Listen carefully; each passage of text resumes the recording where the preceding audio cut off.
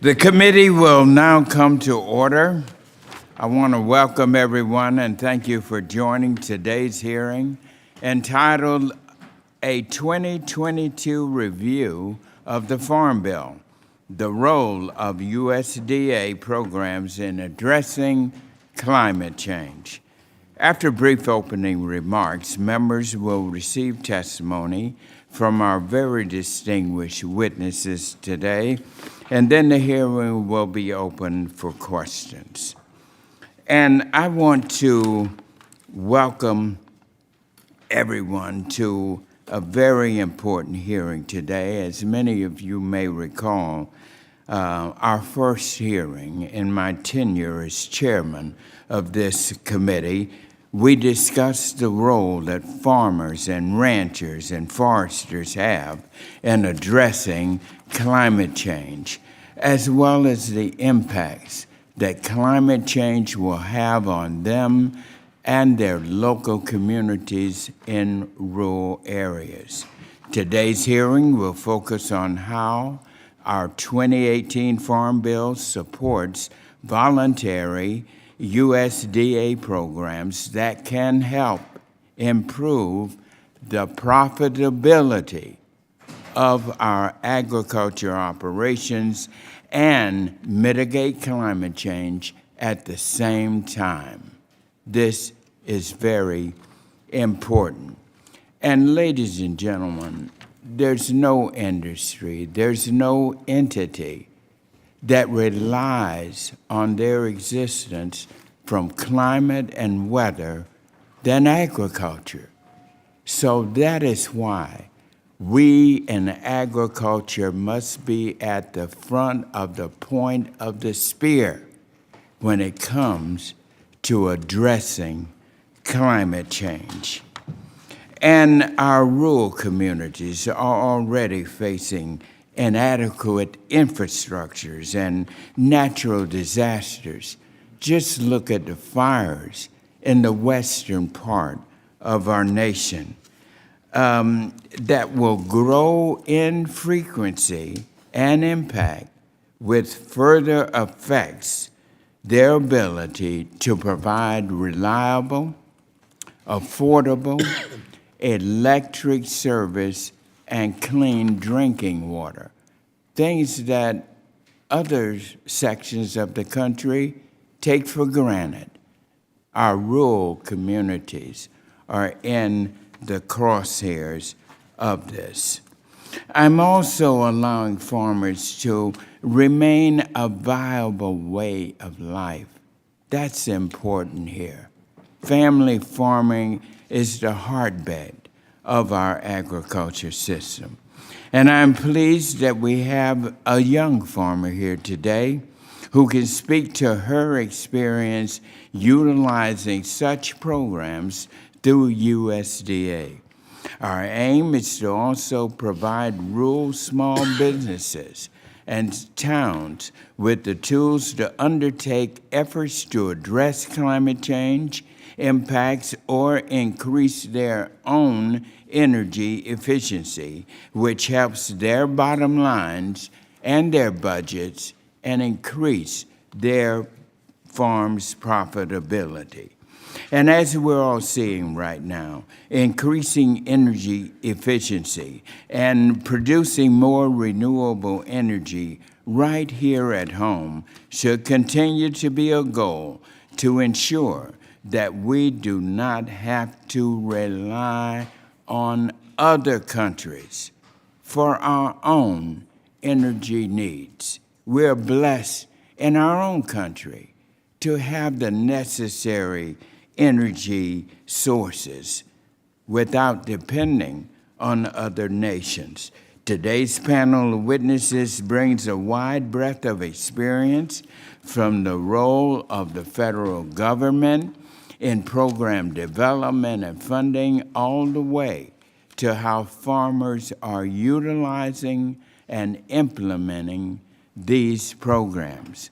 I've said time and time again that we want agriculture to be at the tip of the spear. That is what we want to accomplish today.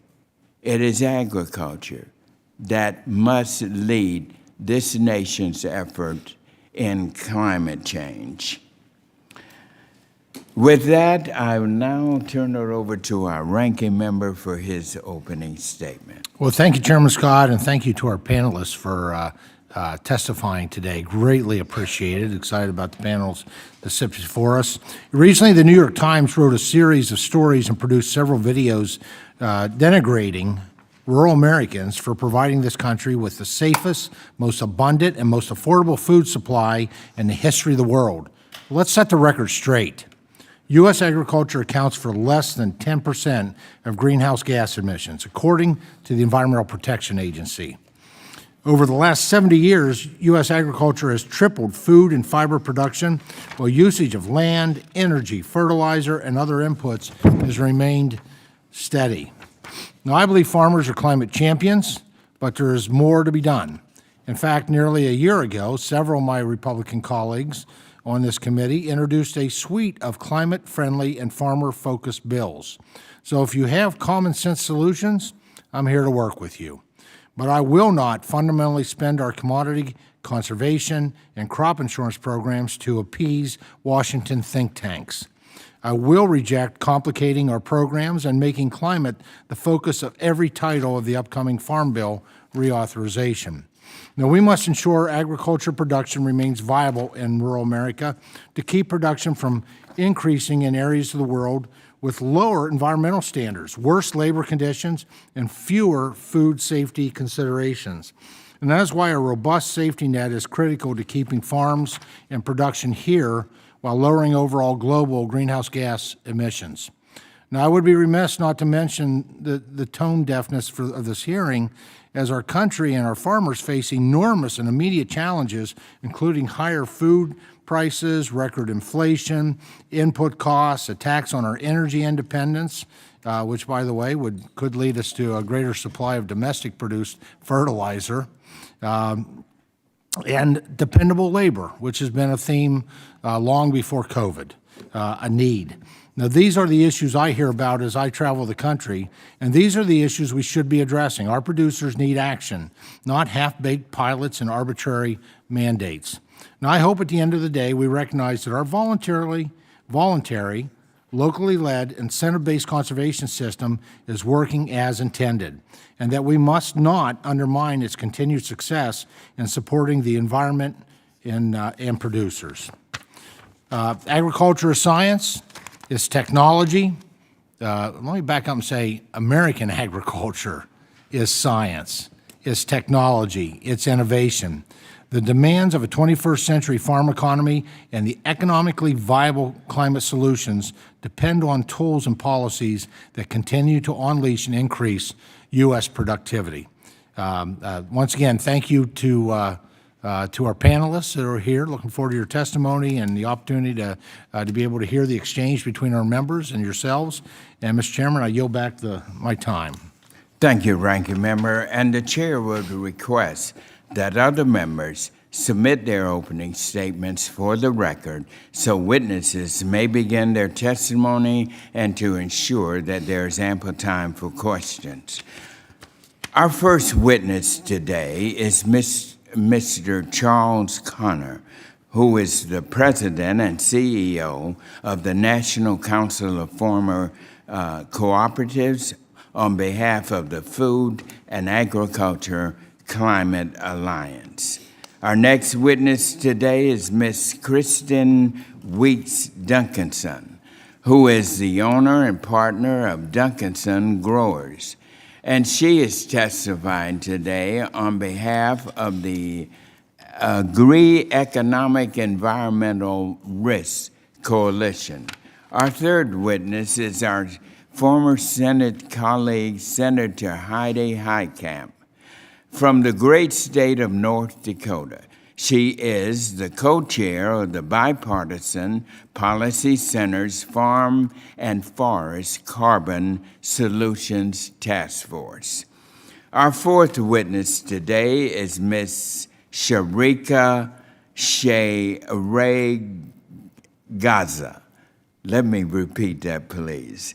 Ms. Sharika Raygosa, who is an owner and operator of Terra Preta Farm, and she is testifying today on behalf of the National Young Farmers Coalition. To introduce our fifth witness today, I am pleased now to yield to our colleague from California, Mr. Panetta. Thank you, Mr. Chairman. It is my absolute honor to introduce Dr. Glenda Humiston as a witness in today's hearing on the role of USDA programs in addressing climate change. Now, as the representative for the Central Coast of California, I am well aware not only of the benefits of our agriculture to our community and our country, but also the many, many challenges faced by that #1 industry in the #1 agricultural state in the nation, California. Unfortunately, as we will hear today, one of the growing challenges, especially in my state, is the ever-changing landscape due to the climate crisis. Fortunately, we have people like Dr. Humiston, who has dedicated her career to supporting agricultural sustainability by working to ensure that people thrive, our planet is healthy, and there's prosperity for all. As a current Vice President for the University of California Agricultural and Natural Resources, Dr. Humiston advances those goals with innovative answers to local issues by leading a staff of over 1,500 people at 11 institutes and 9 research and extension centers in California. She came into that position in 2015 with more than 25 years of experience working on public policy development and program implementation to support sustainability. That includes her service as President Clinton's Deputy Undersecretary for Natural Resources and Environment at the USDA and being appointed by President Obama as the California State Director at the USDA Rural Development Division. Dr. Humiston is California-born and Colorado-raised, where she grew up on a cattle ranch and was an active member of 4-H. So I have no doubt that her experience working with cows to U.S. Congress members and from mechanization to the sequestration of carbon and everything in between has allowed Dr. Humiston to be able to provide this committee with insightful information for us to use as we provide solutions in the 2023 Farm Bill for the effects of climate change on agriculture. Mr. Chairman, I thank you for this important hearing, and I thank you, Dr. Humiston, not just for your invaluable testimony today, but also for your interminable work to ensure a fruitful future for our agriculture, not just in California, but all across our country. I yield back, Mr. Chairman. Thank you, Mr. Panetta. And now our sixth and final witness today is Dr. Joe Outlaw, who is the co-director of the Agriculture and Food Policy Center, Department of Agricultural Economics at Texas A&M University. I am so pleased to have such a distinguished panel of witnesses before us today. Thank you so much for being with us. You will each have 5 minutes, and the timer should be visible to you and will count down to 0, at which time your time will be expired. And now let us begin with you, Mr. Connor. Please begin when you're ready. Thank you, Chairman Scott. Chairman Scott, Ranking Member Thompson, and members of the committee, thank you for holding today's hearing and inviting me to testify on the role of USDA programs in addressing climate change in the next Farm Bill. I am Chuck Connor, President and CEO of the National Council of Farmer Cooperatives and a founding co-chair of the Food and Agriculture Climate Alliance, which I am testifying on behalf of today. Formed 2 years ago, FACA breaks down the barriers that have existed between farm organizations and environmental groups on the issue of climate and gives producers a seat at the table in climate discussions. Today, with a steering committee of 24 groups and a broader membership of over 80 organizations, FACA truly represents the food, agriculture, and forestry value chain from field to fork. As the committee begins work on the next Farm Bill, we recommend that the process align with FACA's guiding principles. We believe that policies should be voluntary and that market and incentive based, that they should advance science-based solutions and outcomes, and that they should promote resiliency and help rural economies better adapt to climate change. With these principles in mind, FACA has developed a robust set of policy recommendations that should be considered while writing the next Farm Bill. I would like to highlight just a few key examples. For a more comprehensive list, I refer the committee members to my written testimony. First, we believe that USDA's Natural Resources Conservation Service must be bolstered to effectively meet and address climate. FACA recommends a 10 to 20% increase in funding for NRCS programs to be dedicated for new and existing greenhouse gas reductions, adaptation, and soil health efforts. We also support setting aside 1% of total mandatory funding for from the new baseline for technical assistance to ensure producers receive critical on-the-ground support. Second, FACA recognizes that climate-smart agriculture requires reliable broadband. Without such a connection, many of the tools required to implement and measure best practices are simply out of reach of producers. We applaud Congress's efforts on broadband thus far. However, the need is great across the countryside, and many, many gaps remain. FACA hopes that this continues to be an area of focus in the Farm Bill process. Third, FACA has several recommendations on energy efficiency that could be included in the next Farm Bill. For example, the Rural Energy for America program, or REAP, helps producers and rural small businesses install renewable energy systems and improve energy efficiency. Since this program is oversubscribed, we urge the committee to increase funding to meet demand. In addition, expanding REAP's eligible entities to include farmer co-ops would facilitate wider adoption of renewable energy technology, such as anaerobic digesters. FACA also supports programs already underway at USDA to address climate. I would like to give special mention to USDA's newly launched Partnerships for Climate-Smart Commodities. FACA is especially pleased to see the program structured consistent with our recommendations for climate pilot projects. FACA's original policy recommendations were developed in 2020. They were not written with a Farm Bill in mind. In addition, the membership of FACA has grown considerably, both in numbers and diversity, since that time. Because of this, FACA will soon start a process to update our own priorities for the upcoming Farm Bill to build upon the scope of our original recommendations. We look forward to working very, very closely with this committee in this process.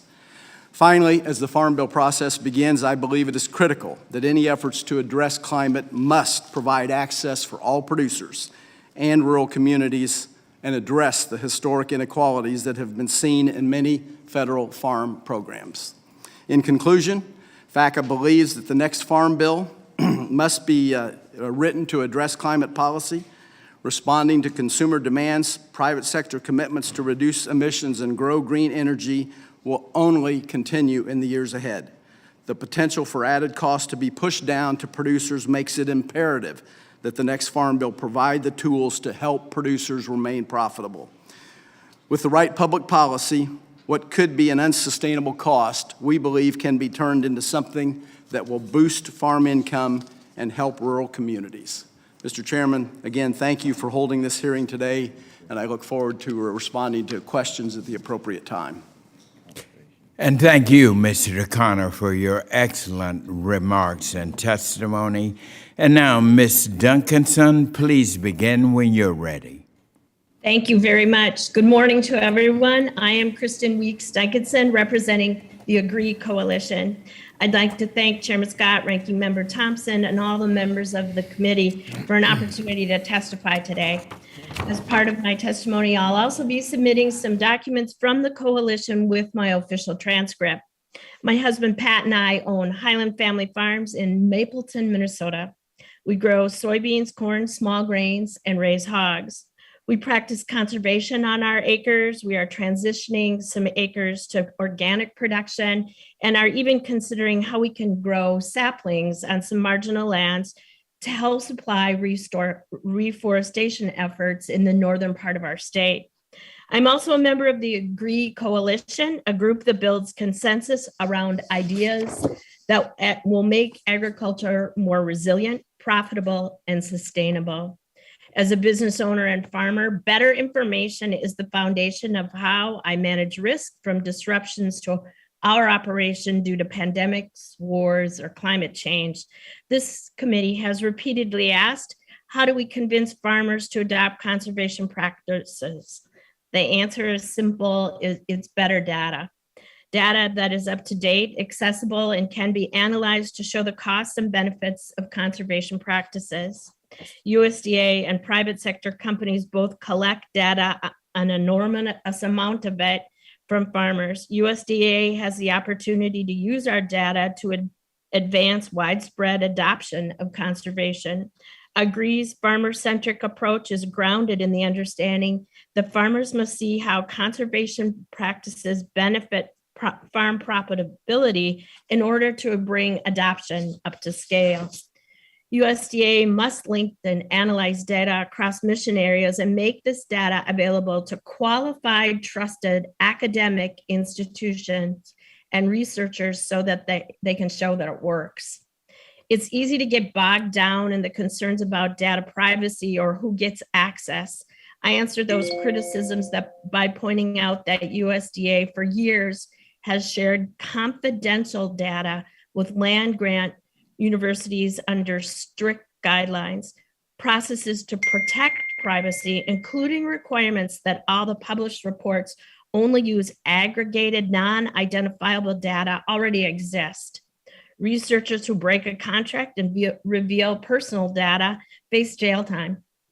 I recently jotted down all the data that we report to USDA for farm programs, conservation programs, and for crop insurance, plus the data I report to my insurance agent and the data I report to my lender and to the Minnesota Pollution Control Agency. All that data, or most of it, is integrated on our John Deere platform. It's helpful to us, certainly, and it's also helpful to them. They're going to use that data to sell me more products and services. However, not all farmers participate in this private sector data revolution. It's the role of USDA and Congress to make sure that the new insights coming from analyzing big data are available to all farmers. One example of how USDA could better use the data is to improve the connections between conservation and crop insurance. Cover crops, crop rotation and rotational grazing make crop and rangeland more resilient to drought, bring more water holding capacity for deluges we're increasingly seeing, and save money to farmers through reduced pesticides. Yet these practices are peripheral to crop insurance and only are recognized after many years of adoption as we change our APH. This can be 10, 20, or 30 years, depending upon how many crops you're growing. You see the problem. Farmers use conservation and they become less risky and more resilient. That probability of loss decreases as their conservation increases, but that is only recognized through crop insurance as an APH that takes decades to establish. Let me be abundantly clear. We support the federal crop insurance program and the reliability it offers to farmers. We also support that crop insurance could recognize or perhaps even incentivize farmers to adopt conservation to reduce risk to an uncertain future. Agriculture is going to change dramatically over the span of the next Farm Bill. Let's plan for that future. Thank you again for this opportunity. I only wish I could be there in person, but it's a beautiful day here in Minnesota, and we're getting ready to plant. Thank you, Mr. Duncanson. And now, Senator Heitkamp, welcome. Please begin when you're ready. Thank you so much, Chairman Scott, and thank you to the Ranking Member Thompson for letting me speak on behalf of the great work of the Bipartisan Policy Center and my great friend and co-chair for this effort, Senator Saxby Chambliss, who I know will share in my comments and urge you all to become familiar with the work that we've done. I want to maybe just start out by adding to some of the comments that you've already heard from the ranking member and from the chairman. As we move into this next couple months, We've been spending a lot of time talking about how energy security is now national security, but we will be now talking about how food security is national security and global security for our democracies. And so this is going to challenge not only our energy supply chain, but also our food supply chain. And that's why a discussion like this on how we can increase productivity, how we can reduce the costs of inputs is so critical. And I think a lot of the work that's being done right now by all the groups that you're hearing from is really geared towards making farmers more profitable, more able to sell into the global market. I want to just talk a little bit about our process. We started out, Saxby and I did, by saying, boy, have things changed. When we were in the Senate, if you had talked about climate and farmers and rural America in the same sentence, you might have been drummed out of the room. The attitudes of rural America and farmers have really changed as they have seen the consequences of climate, but also as they see the opportunity of growing to a global market, growing for and selling to a global market and what that means. And so we were very convinced that the time was right for us to begin this process. I want to just report what a soybean farmer said to me in North Dakota when I asked him about climate. He said, I expect that we are going to have to be able to prove sustainability and climate sensitivity for the commodities that we sell into the global market in the future. Let's get going. The next step that we took was evaluate where we are. And I really have to give a shout out to the great staff at BPC. They did a great job in evaluating what that looks like. Second, I want to reiterate kind of the goals. Do no harm. Let's keep the programs that are working for us, make it economically important and viable to adapt some of these challenges. And let's make sure that we don't leave behind something that hasn't been said here. The early adapters. I'm always sensitive to people who, I've been doing this for a long time. Where's my benefit? You're trying to promote change in other producers. Do I get a benefit from change? And so we basically came up with a list of, when you look at it, 6 themes. And I want to focus on 2 because I don't have a lot of time left. The first one is workforce. You have all the data in the world, but if you don't have somebody ready to engage with farmers and ranchers on the ground, in the field, telling them, look at what your neighbor did over here. How are we going to kind of help you understand how these programs work? And so, you can design all these programs, you can have all the pilot programs in the world, but if you don't have an implementation strategy for those programs, this won't work. And so that's why it's so important that we educate that next generation of farmers. The second thing I want to highlight is carbon markets. And I know that hasn't always been a subject of consensus on your committee, but I want to just relay some of the things that we heard. People who are going to buy into carbon markets, they want certainty. They want to know that they're not buying something that just simply is not, I wouldn't say junk, but they're buying something that actually has a climate impact. They have reputational risk if they don't. And as they talk about their own kind of carbon sensitivity, they want to make sure that they're getting the bang for the buck and the environment's getting the bang for the buck. And so that's why a lot of the research and a lot of the work that's being done by the committee to kind of evaluate how do we give it the good housekeeping seal of approval, if I can use those words. And I know that Secretary of Agriculture is very engaged, and certainly the Growing Climate Solutions Act would task the Secretary with that. I think it's important that that work start as soon as possible, because that's where we're going to see a huge benefit, economic benefit for our ag producers. Thank you, Mr. Chairman. I look forward to the questions and answers. Thank you very much, Senator Heitkamp. And now, Ms. Raygosa, please begin when you're ready. Thank you to the Honorable David Scott and Glenn G.T. Thompson for holding this important hearing. I appreciate the opportunity to share my story. My name is Shakira Raygosa, and I, alongside my husband, I'm the owner and operator of Terra Preta Farm in Edinburgh, Texas. We grow certified organic vegetables with 15 acres in wholesale production and 1 acre in production for local farmers markets and community-supported agriculture.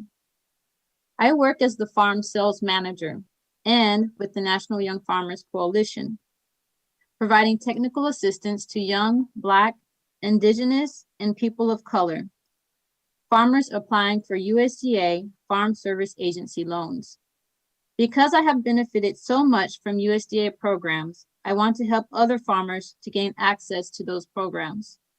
When we first started farming in 2009, my husband had a bachelor's degree in agriculture, and I was a certified nurse with no farming experience. We began farming by borrowing a small tract of land from our neighbor. Growing our farm business was challenging because we had to relocate 3 years in a row due to our leases being terminated because the owners were expanding into the land for development, or they were offered more by other growers. Farm Service Agency ownership loans helped us purchase our own land, and we directly benefited from FSA operating microloans. We've also benefited from the Natural Resource Conservation Service Environmental Quality Incentives Program, funding for high tunnels, cover cropping, land leveling, and irrigation systems. Throughout our time farming, I've noticed how climate change has affected and changed our work. Living in the Rio Grande Valley, hurricanes and heavy flooding have hit our area 3 times in a row from 2018 to 2020. The most recent Hurricane Hannah hit in July 2020, dumping more than 9 inches of rain in the area in just 2 days. The floods damaged our cover crops, causing $4,000 in losses. And even though we usually have mild winters, we've had many extreme cold days recently. Last winter, during Winter Storm Uri, we experienced a hard freeze and lost a third of our crops. These losses totaled $60,000, more than half of our annual revenue. I'm currently still trying to navigate the non-insured crop disaster assistance program to get help for those losses. Fortunately, or unfortunately, communication between the local office has been painfully slow, and the USDA staff aren't sure how to help a small-scale, diversified farmer like myself. To support the future of agriculture, USDA must improve staff training and increase the number of USDA staff specifically dedicated to small and beginning farmers and outreach. Crop insurance is too expensive, and disaster relief programs are not accessible to small and diversified farms. We want to do more to mitigate climate change on our farm, including on-farm renewable energy, drip tape for water conservation, and biochar for sequestering carbon. We would benefit from programs that would provide funding up front for conservation without placing the burden of financing onto the farmers who may not have access to credit. When I have applied for the programs with USDA, I found the process is long and requires a lot of paperwork. We almost lost out on purchasing our farmland due to a lengthy process. Loans are designed for commodity farmers who grow 1 or 2 crops. Figuring out how to convert our production of over 40 crops to yields per acre and present proof of our market prices requires a lot of time that we just don't have as owner-operators with off-farm jobs. Many farmers I talked with about CFAP 2 appreciated the streamlined process and broad range of eligible crops. Young farmers would benefit from streamlined applications for diversified farms. When I first started farming, there were many local producers who sold at my farmers market. 10 years later, only 1 or 2 of those original farmers are still farming. Young farmers are the future of agriculture, but we need the support from USDA in order to continue sustainably growing food for our communities while dealing with the changing climate. We as farmers have the unique ability to sequester carbon in the soil by using climate-smart methods, but lack the capital, access to credit, and land to expand our climate action. USDA must focus on expanding programs and supporting farmers like me who built our businesses for resilience and are already invested in this work. Investments like this are critical for the future of our rural communities, feeding our families, and helping the next generation of farmers to be at the forefront of climate action. Thank you. Thank you very much, Ms. Raygosa. Thank you. And now, Dr. Humiston, please begin when you're ready. Chairman Scott, Ranking Member Thompson, and members of the committee, thank you for the opportunity to speak on this subject and the next Farm Bill. For more than a century, California's $50 billion agricultural sector has depended on the land-grant university for new technologies and research breakthroughs needed to stay competitive and be responsible stewards of the land. Beyond on-farm production, California's working landscapes include forest, wetlands, mines, and water bodies that are valuable sources of ecosystem services. Those services provide biological necessities such as clean water, nutritious food, and livable climate, as well as economic benefits such as jobs and revenue. Extreme climate events are changing California's ecosystems. Fires, floods, drought, and more invasive pests are already affecting agriculture. For example, unseasonably warm weather now causes many fruit and nut trees to bloom before the last frost, causing great economic losses. Changing climate decreases water supplies, increases wildfires, and threatens agricultural productivity. To combat this, we must enable working landscapes to adapt and become a solution to climate change. According to the National Academy of Sciences, U.S. soils and forests have the potential to sequester about 500 million metric tons of carbon dioxide annually. Markets for carbon credits are one solution to move us there. Such climate-smart practices require we fully utilize USDA programs and leverage collaborations between government, academia, and the private sector. We need voluntary market and incentive-based programs and a focus on science-based outcomes. New science and technologies will allow farmers to remain economically viable while generating co-benefits such as improved water holding capacity of soils, pollinator habitat, and carbon sequestration. We're moving to expand relations between the life sciences and engineering and other technology specialists to develop those complex solutions to these challenges. Some examples are placing solar panels over irrigation canals to reduce evaporation of precious irrigation water while also producing electricity, something Congressman Costa has long supported. Implementing healthy soil practices to improve groundwater recharge, and dairy digesters to create biofuels rather than harmful greenhouse gases. Other opportunities exist in forest health efforts that convert excessive fuel loads, biomass, into valuable bioproducts. Expanding the capacity to manufacture advanced wood products can support economic development in rural communities. Examples of this work include converting that biomass into hydrogen and liquid biofuels to replace diesel in trucks. In California, we're excited to work with the governor and the state legislature to secure a $185 million investment in UC to expand climate-focused research, innovation, and workforce development. This funding will establish regional workforce hubs to provide on-the-job training opportunities for students and leverage career certification programs for college prep and non-degree seeking individuals. USDA's climate hub should be expanded to engage in more stakeholders, as should the Forest Service's work on wood products and ability to enter into long-term stewardship agreements with state and local partners. Rural development, the Agricultural Marketing Service, and many other USDA programs help build climate solutions through more efficient regional food systems, workforce training, certification of bio-preferred products, and risk management. To help rural economies better adapt to climate change, we need senior USDA leadership coordinating climate issues across programs and pushing interagency cooperation. USDA must also collaborate with federal entities to support improvements to broadband access and with programs like the Economic Development Administration to ensure that access to capital, effective economic development, and infrastructure investments are effectively delivered. Such distribution of program dollars also requires that the current definition of rural be updated. Far too many communities are improperly denied USDA resources due to the antiquated definitions of rural versus metropolitan.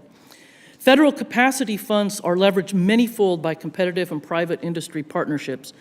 Competitive grants stimulate new ideas and speed up some research. However, they can also encourage a shift towards short-term project research. It can take several years to develop a new crop variety, longer for tree crops, and even longer to fine-tune new technologies. When UC Davis designed a machine to automate harvest of tomatoes in the 60s, it required agronomists to breed a less delicate variety of tomato that could be machine harvested. There's a critical need to invest in a well-balanced mix of capacity and competitive funds for research, as well as significant investments in ag research facilities.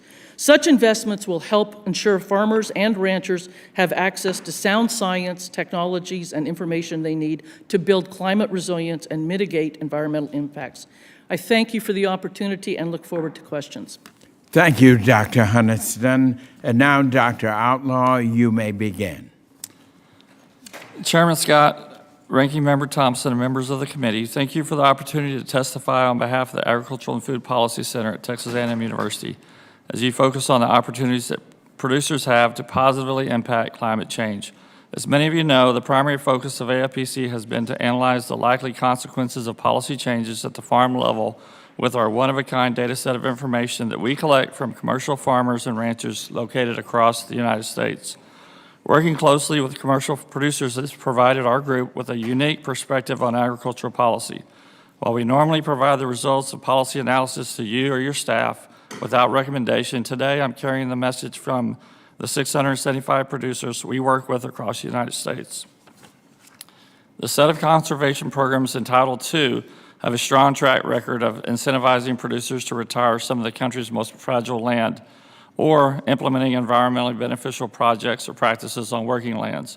The producers we work with have very strong positive views about these programs, with the only drawbacks being they have more projects they are willing to do than there is money to do them.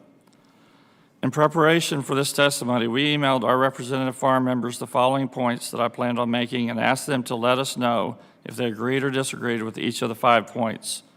They agreed. Number 1, having a strong safety net from Title I programs, ARC PLC and the marketing loan, and Title 11 crop insurance remains critical even with new carbon market opportunities. In the words of a wheat farm panel member from Washington State, if it's the peace of mind we get from knowing the bottom can't completely fall out from under us that keeps us going. Most felt that crop insurance was going to be the key safety net program this year with high prices and reiterated do no harm. This leads me to the point that might not be shared by others on this panel. In my opinion, tying climate-smart practices to the crop insurance program should not be done, not to premiums, not to participation, nor to indemnities. The farmers we work with are worried about the long-run implications for crop insurance of tying climate-smart provisions to the policy, and that it will lead to regional winners and losers depending upon practices that are available. Number 2, USDA conservation programs, CRP, CSP, and EQIP that have incentivized a broad array of conservation practices have worked well in the past. They have just been underfunded. These programs have a strong history of helping producers undertake practice that scientific studies have found provide proven environmental benefits. Producers much prefer this type of approach to the current carbon program situation. Number 3, Congress should strongly consider providing financial incentives to early adopters who are not eligible to participate in current carbon programs due to the additionality requirement. If it is good to sequester carbon, it should also be good to keep carbon sequestered. Many of the producers who responded to my request indicated that they are disgusted with a system that only rewards late adopters. I believe that the government and this committee has a role in ensuring producers with carbon already stored are incentivized to keep the carbon sequestered. Potential programs should avoid the incentive to reverse production systems so that carbon already stored is released in order to capture program benefits. Number 4, all producers, regardless of size, region, or crops planted, should have opportunities in any new USDA climate programs. This statement appears fairly benign, but let me assure you it is not. If all producers in the U.S. do not have some USDA NRCS identified practice they can undertake in the name of sequestering carbon, then there will be regional winners and losers as carbon programs are created. Number 5, Congress should consider providing USDA the authority to safeguard producers from being taken advantage of in current carbon markets dealing with private entities. For example, signing a carbon contract with at least one current company would require a producer to forego commodity and conservation program benefits on that land. The agriculture industry is in need of guidelines that take the mystery out of the current carbon market opportunities. If private carbon markets are ever going to matter, they have to be more transparency than there is currently.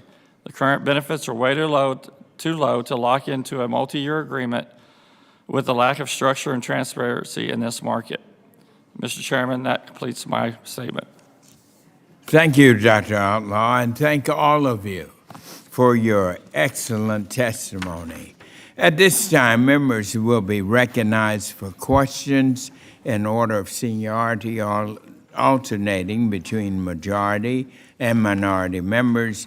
You will be recognized for 5 minutes each in order to allow us the necessary time to get to as many questions as possible. And also, please, please, please, keep your microphones muted until you are recognized in order to minimize background noise.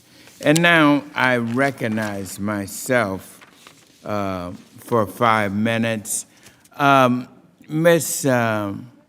Raygosa, let me, you brought out some interesting points, and one of our committee's concerns is that we recognize the many challenges that our beginning farmers are having. You all are our future, the beginning farmers. You mentioned a couple of things I'd like you to address. You mentioned a problem with upfront money. You also mentioned a lengthy process, lack of capital, access to land. You brought a lot of very important points out that I'd like for you to address in order of importance, in order that we may make the necessary recommendations to address these issues that you and our beginning farmers are facing. Could you start with what you mean by upfront money? Ms. Raygosa? Yes. Yes. Yes, thank you for the question. Upfront money I'm referring to is the money we had to gain upfront to implement the EQIP practices. For example, on my farm, we were approved for land leveling, and we had to take out a personal loan to cover the cost of implementing that practice. And we also had to get financing through a line of credit in order to implement some irrigation systems on our farm. And so those are the upfront costs I'm speaking of. Fortunately for us, we have good credit, but many young farmers, they might not have good credit to access those financing options. So I think that's key for making those programs accessible to farmers, is to have those costs or those funds available up front, and so we don't have to look for other financing options. Well, very good, and I'm sure all of us will be addressing that concern, and certainly the USAID, I think, are very mindful of your testimony on those points. Senator Heitkamp, in your testimony, you mentioned the importance of expanding technical assistance for natural climate solutions and addressing workforce needs.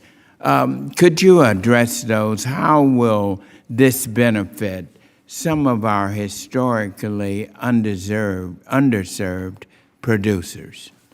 Senator Heitkamp.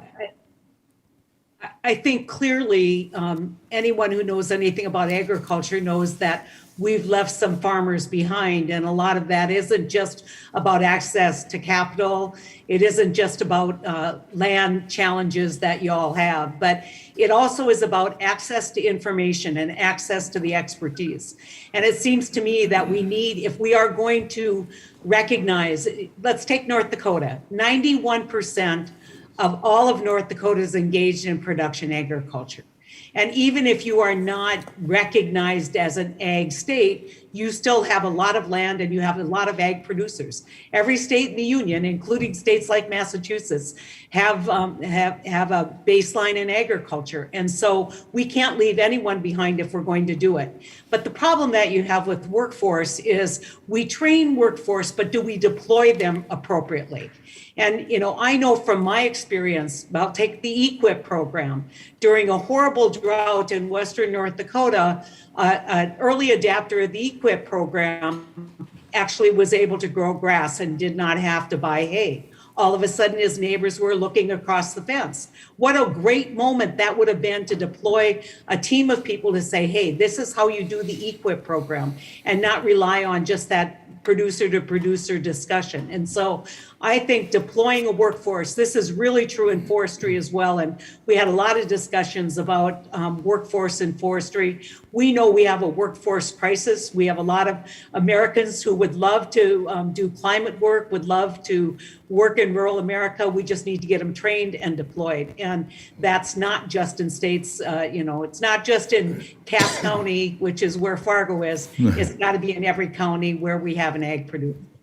Thank you, Senator. And now, Ranking Member, I recognize you for 5 minutes. All right, Chairman, thank you very much, and thanks to all the members of the panel for your testimony. USDA has announced its $1 billion Climate Smart Commodity Partnership Initiative pilot. Many of you have heard me question the department's authority to unilaterally create this pilot, and I'm also concerned about the precedent this pilot sets and its impact on farmers and ranchers. It's my understanding that the CCC dollars will flow to a wide range of partners, and it's very unclear how much of the funding will make it into the hands of producers, farmers. Now, I do not believe that USDA or the taxpayers should be subsidizing a corporation's arbitrary climate goals, nor do I believe we should be funding a climate cottage industry. Certainly, I do believe in the role that agriculture plays and the leading role that our farmers, ranchers, and foresters play when it comes to climate. That said, more concerning, however, is USDA moving forward creating climate-smart commodities when we've not examined the impact on farmers and ranchers. Dr. Outlaw, first of all, thank you for your leadership, your continuous leadership serving the agriculture industry. As an economist, do you have thoughts on this climate-smart commodity initiative and its impacts on farmers and ranchers? I certainly do. Obviously, I think that the effort is a positive, but as someone who worries about markets and what's going to happen to producers, when you start developing climate-smart commodities, unless you have the ability for every area of the country to participate, then you're going to segment, and you could potentially have segmented markets. Those that are done with climate-smart practices might. The only reason you do this is to try to get a better price for those commodities. So one of the things, and just point blank, if you're going to do this, you have to be very, very careful, which I'm not sure we've ever been careful enough to do this, because you could absolutely create winners and losers in the same commodity, and much less the same region or different regions of the United States. Yeah, I mean, isn't it true that within agriculture, different climates, soil types, how much moisture? I mean, there's just how much nutrition's in the soil. There's a lot of variability of American agriculture, what our farmers and ranchers face. And so, what happens to a cotton farmer who can't grow climate-smart cotton? What do you see as the impact on that market? Well, if this works and end users pay more because of those practices, then they would be getting lower prices for their cotton without the benefit of getting those higher prices. So that really is differentiating the market, and that's the one thing that I think has got to be protected on these practices in this effort. Yeah, the unilateral use of $1 billion out of the CCC by the Secretary and the Department at a time when commodity prices, not all of them, but some are at a record high. We have commodities that are not there, but inflationary costs are a record high, and the CCC is how we deal with those types of crisis. With this $1 billion that's been committed unilaterally, I believe without authority, are we using government funding to put some growers at a disadvantage? Potentially, certainly. Yeah. Last year, I introduced, with the support of colleagues, the Sustains Act, which would allow for third parties, including corporations and businesses of all sizes. That was the beauty of what it wasn't just the Googles, the Microsofts, the mega folks that we talk about, but the mom and pop hardware store, the Tractor Supply place. Those who want to achieve their climate credentials would be able to invest in NRCS conservation programs, and in doing so would allow the private sector to partner with farmers and ranchers and landowners in support of agriculture conservation. You do believe that this concept, a public-private partnership where we'll be able to fund more of these conservation programs, perhaps other programs within the Farm Bill, is something that you and others would support? Obviously, without having all the details, but on the surface, we have a number of public-private partnerships that have worked in agriculture for quite some time. As long as both parties felt like there was the goals, objectives of the programs were going to be achieved, I would see that be a positive. Thank you, and I'm just about out of time. I'm not going to let my time expire, but I would ask that any of the other witnesses, if you've got comments on that, I would love to receive them in some written form. It's the Sustains Act. The text is out there, so you can really take a fair read and a look at it. Thank you, Chairman. Thank you. The gentlewoman from Connecticut, Ms. Hayes, who is also the chair of the Subcommittee on Nutrition Oversight and Department Operations, is now recognized for 5 minutes. Thank you, Mr. Chairman, and thank you for holding this important hearing. My district is a leader in climate-smart agriculture. Our producers run small, diversified farms and often use eco-friendly practices. Our farmers are passionate about the expansion of USDA conservation programs and increasing access for small and beginning farmers. Ms. Raygosa, in your testimony, you described how you built your farm from 1 to 15 acres over time, and that you now produce 40 different crops on your land. That is very impressive growth. But you also described that when applying to USDA programs to help aid your expansion, you found that applications are designed for large commodity farmers who grow 1 or 2 crops. My question for you today is, what are some of your recommendations for making these application processes easier for small, diversified farms like yours?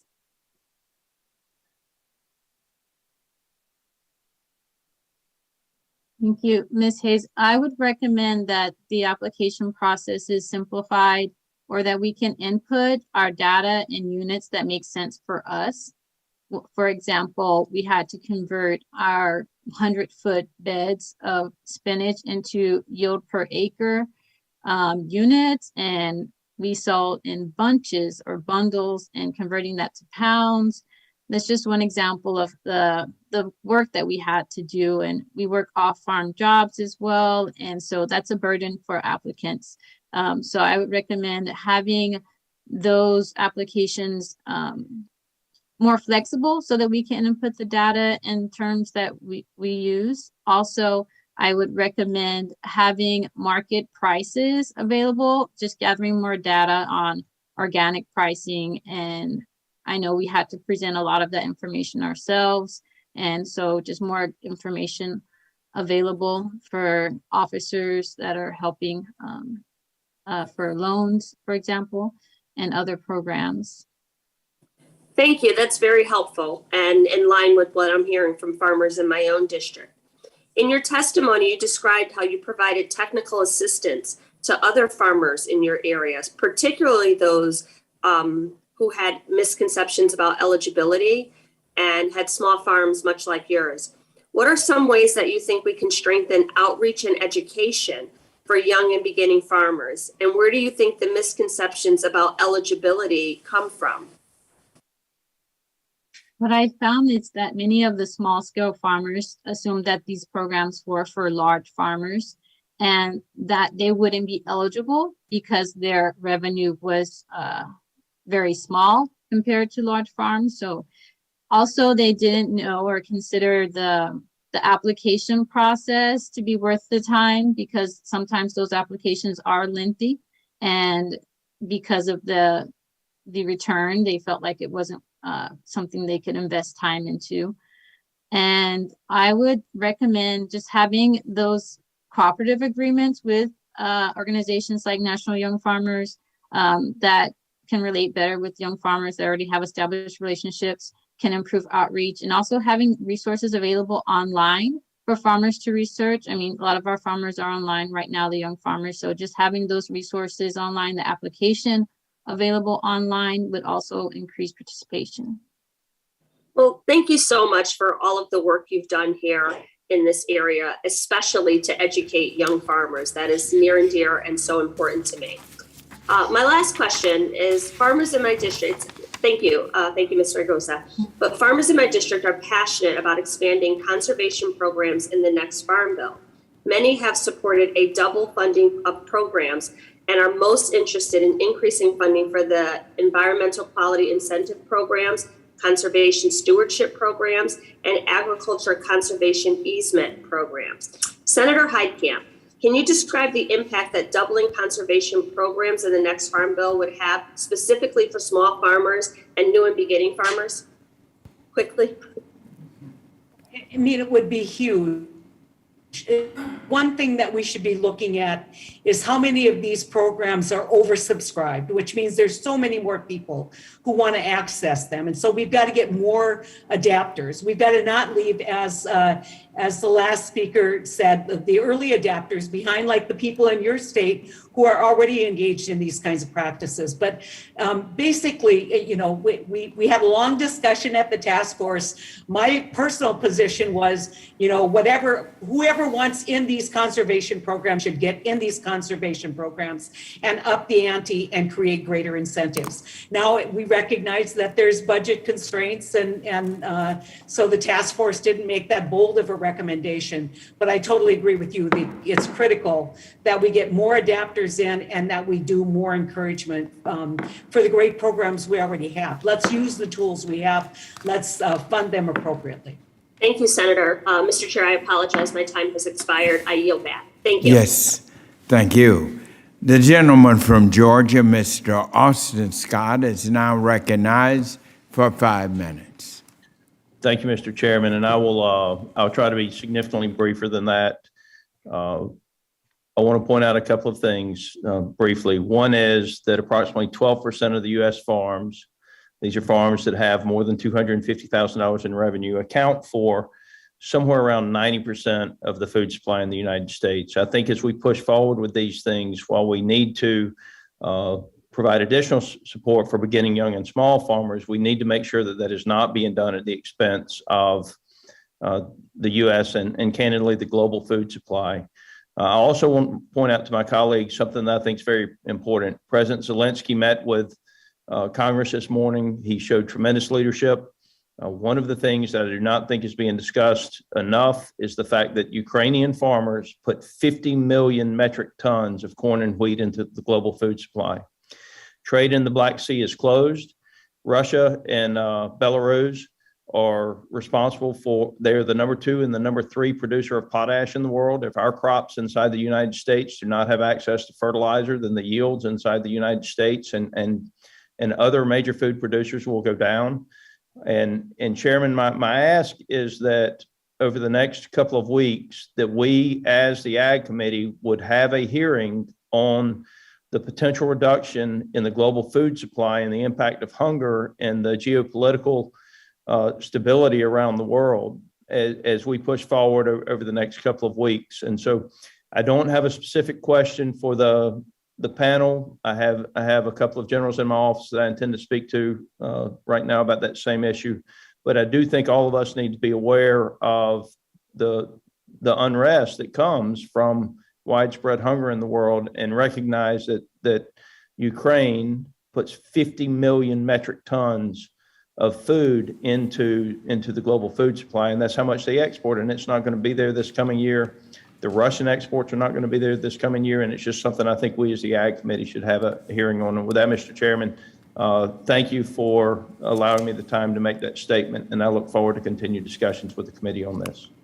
And let me just say, Mr. Scott, that we as a committee are moving forward.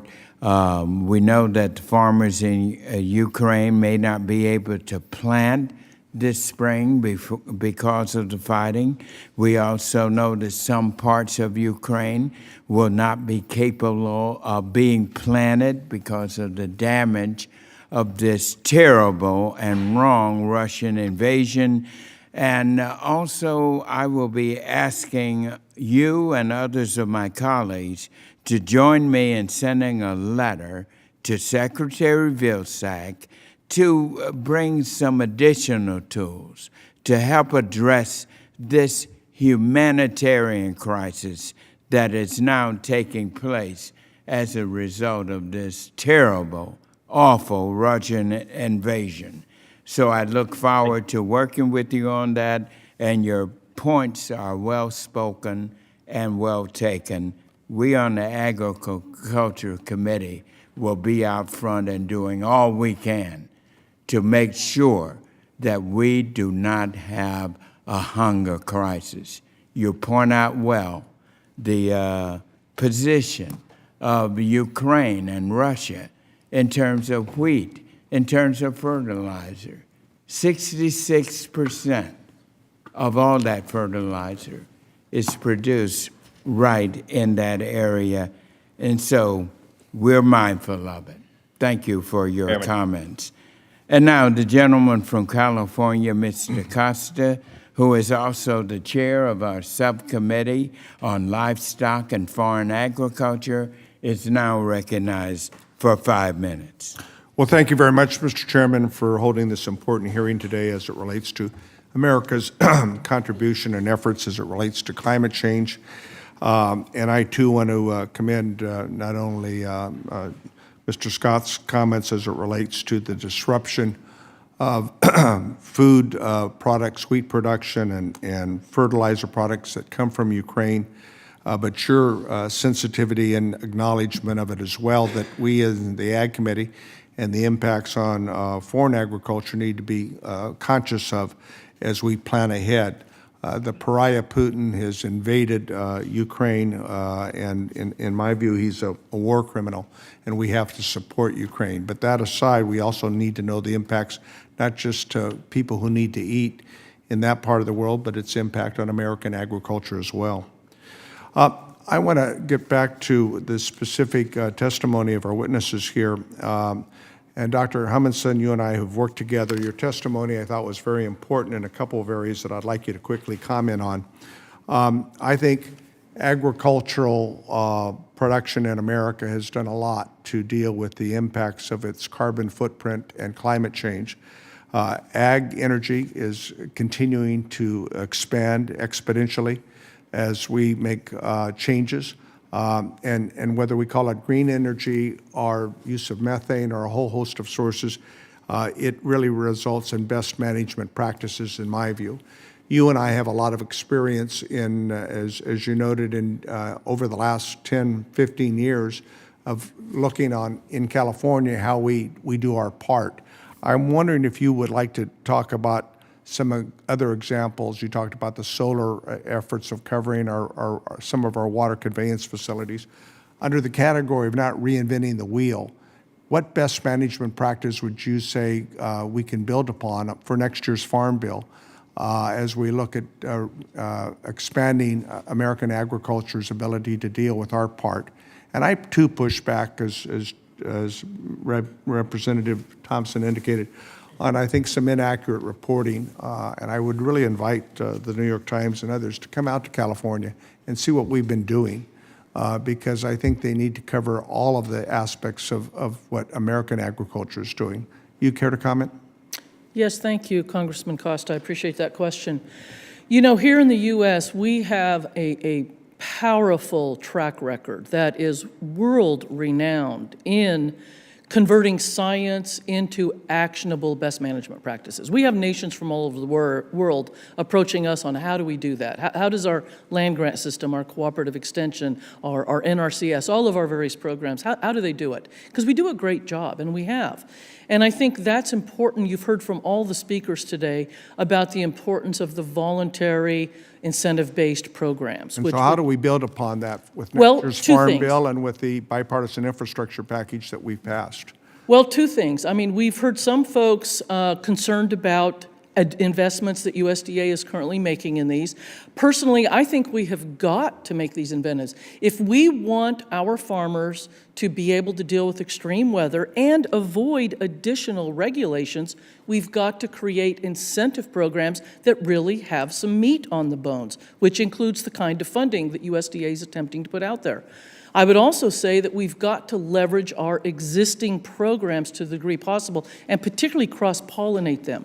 You know, for example, in California, we're really working hard to create a biomass manufacturing sector. We're working closely with our forests because there's a lot of volume there. What we're missing is the infrastructure, supply chains, and capability to do something with that biomass. If we can get that in place, our farmers are going to be able to utilize that same infrastructure and manufacturing for agricultural biomass and start turning a waste product into a profit center. I have limited time left here. I would suggest you put together a list of these various proposals and prioritize them on how we might, with the examples that you cited, how we combine these best management practices as we look at next year's Farm Bill. You touched upon the definition of rural, and this has been a problem, I think, that you and I have both dealt with. We have a lot of rural America that don't qualify under the federal definitions of rural. What would you suggest on how we deal with that?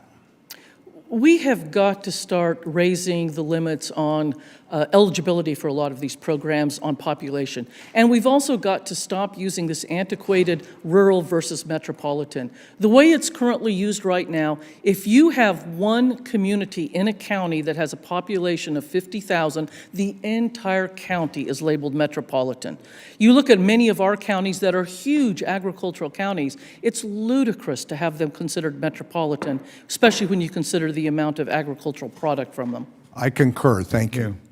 Thank you. The gentleman from Arkansas, Mr. Crawford, is recognized for 5 minutes. Thank you, Mr. Chairman, and I'd also like to associate myself with the comments that Mr. Austin Scott made earlier with regard to the situation in Ukraine and the impact that that can have here in the United States with regard to ag production. And that brings up a question I want to direct to Dr. Outlaw, and it has to do with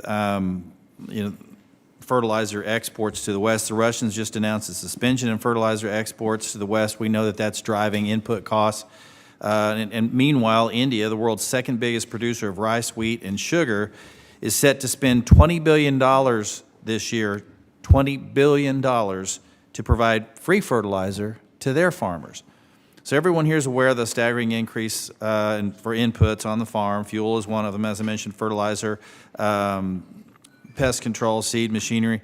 I want to say that for most field crops, there's been a corresponding or even greater increase in their commodity prices. But as you know, this is not the case for rice. Prices are only slightly up, not nearly enough to cover rising input costs. India is spending billions of dollars, as I mentioned, to flood the world with cheap and dirty rice, while taking the lead on emissions and distorting the world rice market. I hear U.S. rice farmers are even starting to decline, maybe even go out of business. Can you comment on the situation for rice? And then I have another question I'll ask about getting our priorities in order with so much focus on things like cover crops. Sure. As most of the committee knows, we do work with all types of producers, and among all the different types of production systems we work with, rice is the one that is actually not doing very well and not projected to do very well over the next few years, mainly because they don't benefit from the higher prices to offset all these high costs that you mentioned. All I can say is that the safety net that we have that was constructed with reference prices that were put in place in the 2014 Farm Bill, that we're using costs because our group helped a lot with that from basically 2012 time period, is well out of date. So we need to start thinking about ways that the reference price could be ratcheted up to take some of the pressure off producers. Let me ask you this: would you support indexing reference prices? And the current Farm Bill, I think the reference prices, the baseline is 2012. Obviously, not adequate to meet the demands of input costs today and production costs. Would indexing be a good option in this scenario? We've actually looked at indexing over the last 10 years many different times for different members of this committee, and there are approaches that will work. You have to be really careful which indices you tie these movements to, but it certainly would work and offset some of the cost, although be realistic that the indices kind of, they're delayed, but it would still be better than nothing. Right. So, I mean, I understand that you can't index something based on a future projection. It'd have to be based on probably a 3-year history or something like that, rolling average, and I get that. But the fact that we can have a conversation about the potential for indexing to address this shortfall, I think is worth mentioning.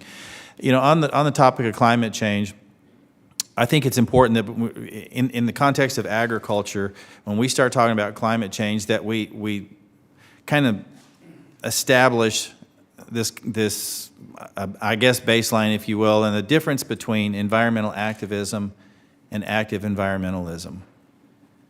So for folks on the outside that have an agenda that don't really understand agriculture, let me just be clear. You know, farmers produce on land that they derive their income from. It's in their interest to achieve a degree of sustainability so that they can produce next year and the year after and the year after, and also to hand that land down to their families so they can continue to produce. So any attempt to malign producers, I think, is grossly misguided when we rely on our American ag producers to be the mainstay of our food source globally. And think about what's going on in Europe right now, in Ukraine, and the impact that's having. Historically, the United States has been the breadbasket of the world. But we have engaged in policy that now encumbers U.S. producers to the degree that we can no longer be the breadbasket of the world. And when we see the calamity that's taken place in Ukraine and the potential there for them to not be able to provide for themselves and the impact it's having on their economy as the bulk of their production goes to the Middle East and Africa, as Mr. Austin Scott suggested, there is the potential for global hunger, that we don't need to exacerbate that problem by engaging in misguided environmental policy. And I appreciate you guys being here today. Thank you. Thank you. And now the gentlewoman from North Carolina, Ms. Adams, who is also the vice chair of the Committee on Agriculture, is now recognized for 5 minutes. Thank you, Chairman Scott and Ranking Member Thompson, for hosting the hearing today. Thank you to the witnesses for being here. Senator Heitkamp, welcome back to Congress. Black tribal family and rural farmers and ranchers who need structural reforms that ensure fair market prices and infrastructure supporting transitions to reformative farming. So what types of initiatives does the USDA plan on designing to incentivize better formative practices for socially and economically disadvantaged and rural communities? I think you know, Congresswoman, that USDA has made this a new priority where it hasn't been a priority in the past. And that's a tragedy. I can't speak for the Bipartisan Policy Center, who I'm representing, but I think people need to be educated on the land restrictions that families face in traditional, kind of communities where there was way too much paternalism. That's true for Native American families. That's true for some traditional African American farmers. And so as we look at USDA practices and how we can reach out and make sure that farming is an equal opportunity for everyone to be successful and historic, as you know, both in Native communities and in African American communities. Certainly the court system has ruled that there have been past inequities. Let's not just try and think about those past inequities and how we fix those problems. Let's think about how we can move forward to make farming opportunities available to everyone. But one of the things that I think is critical is this workforce, is this ability to get access to information. And as the chairman has said, what role can traditional tribal colleges, our tribal colleges in North Dakota do a great job in reaching out to local ranchers and farmers. They have collaborations which can make such a difference for Native American, in our case, usually ranchers. But let's look at what the traditional colleges and campuses could do to provide that assistance. Great, thank you so much. Dr. Humiston, unless there's a real systemic change, we now know that emissions from agriculture will make it impossible to achieve the Paris Agreement of limiting global warming to no more than 2 degrees Celsius. We currently fall short of the target 1.5 degrees Celsius at this current rate. Global food systems are reliant on us to meet this goal. So if the climate crisis continues to proceed in the manner predicted, how will it impact the nutritional value of food? Thank you for the question. That's a great question, because we're still doing analysis on exactly what that does mean. Obviously, as crops start moving because of changes in ecosystems due to extreme weather and climate, it's going to make it tougher for farmers to be able to produce some of those crops that are needed. We're also finding that the nutritional quality of some food, for example, if certain crops like stone fruit don't have a freezing point so that they can be produced, we start losing those kind of crops that are so important to our diet. So we're still working on that issue, but I think what's really important is that we make available to farmers the ability to see that transition and move towards being able to continue to produce those crops. Great, thank you. So Mr. Connor, in your testimony, you mentioned that food waste accounts for 8% of all global greenhouse gas emissions. Your team nutrition program provides education about food waste loss prevention. So would you please explain on the climate impact the food waste loss prevention education has? What does it have on that? I appreciate the question. I would just say it's one of our recommendations that are part of the Food and Ag Climate Alliance.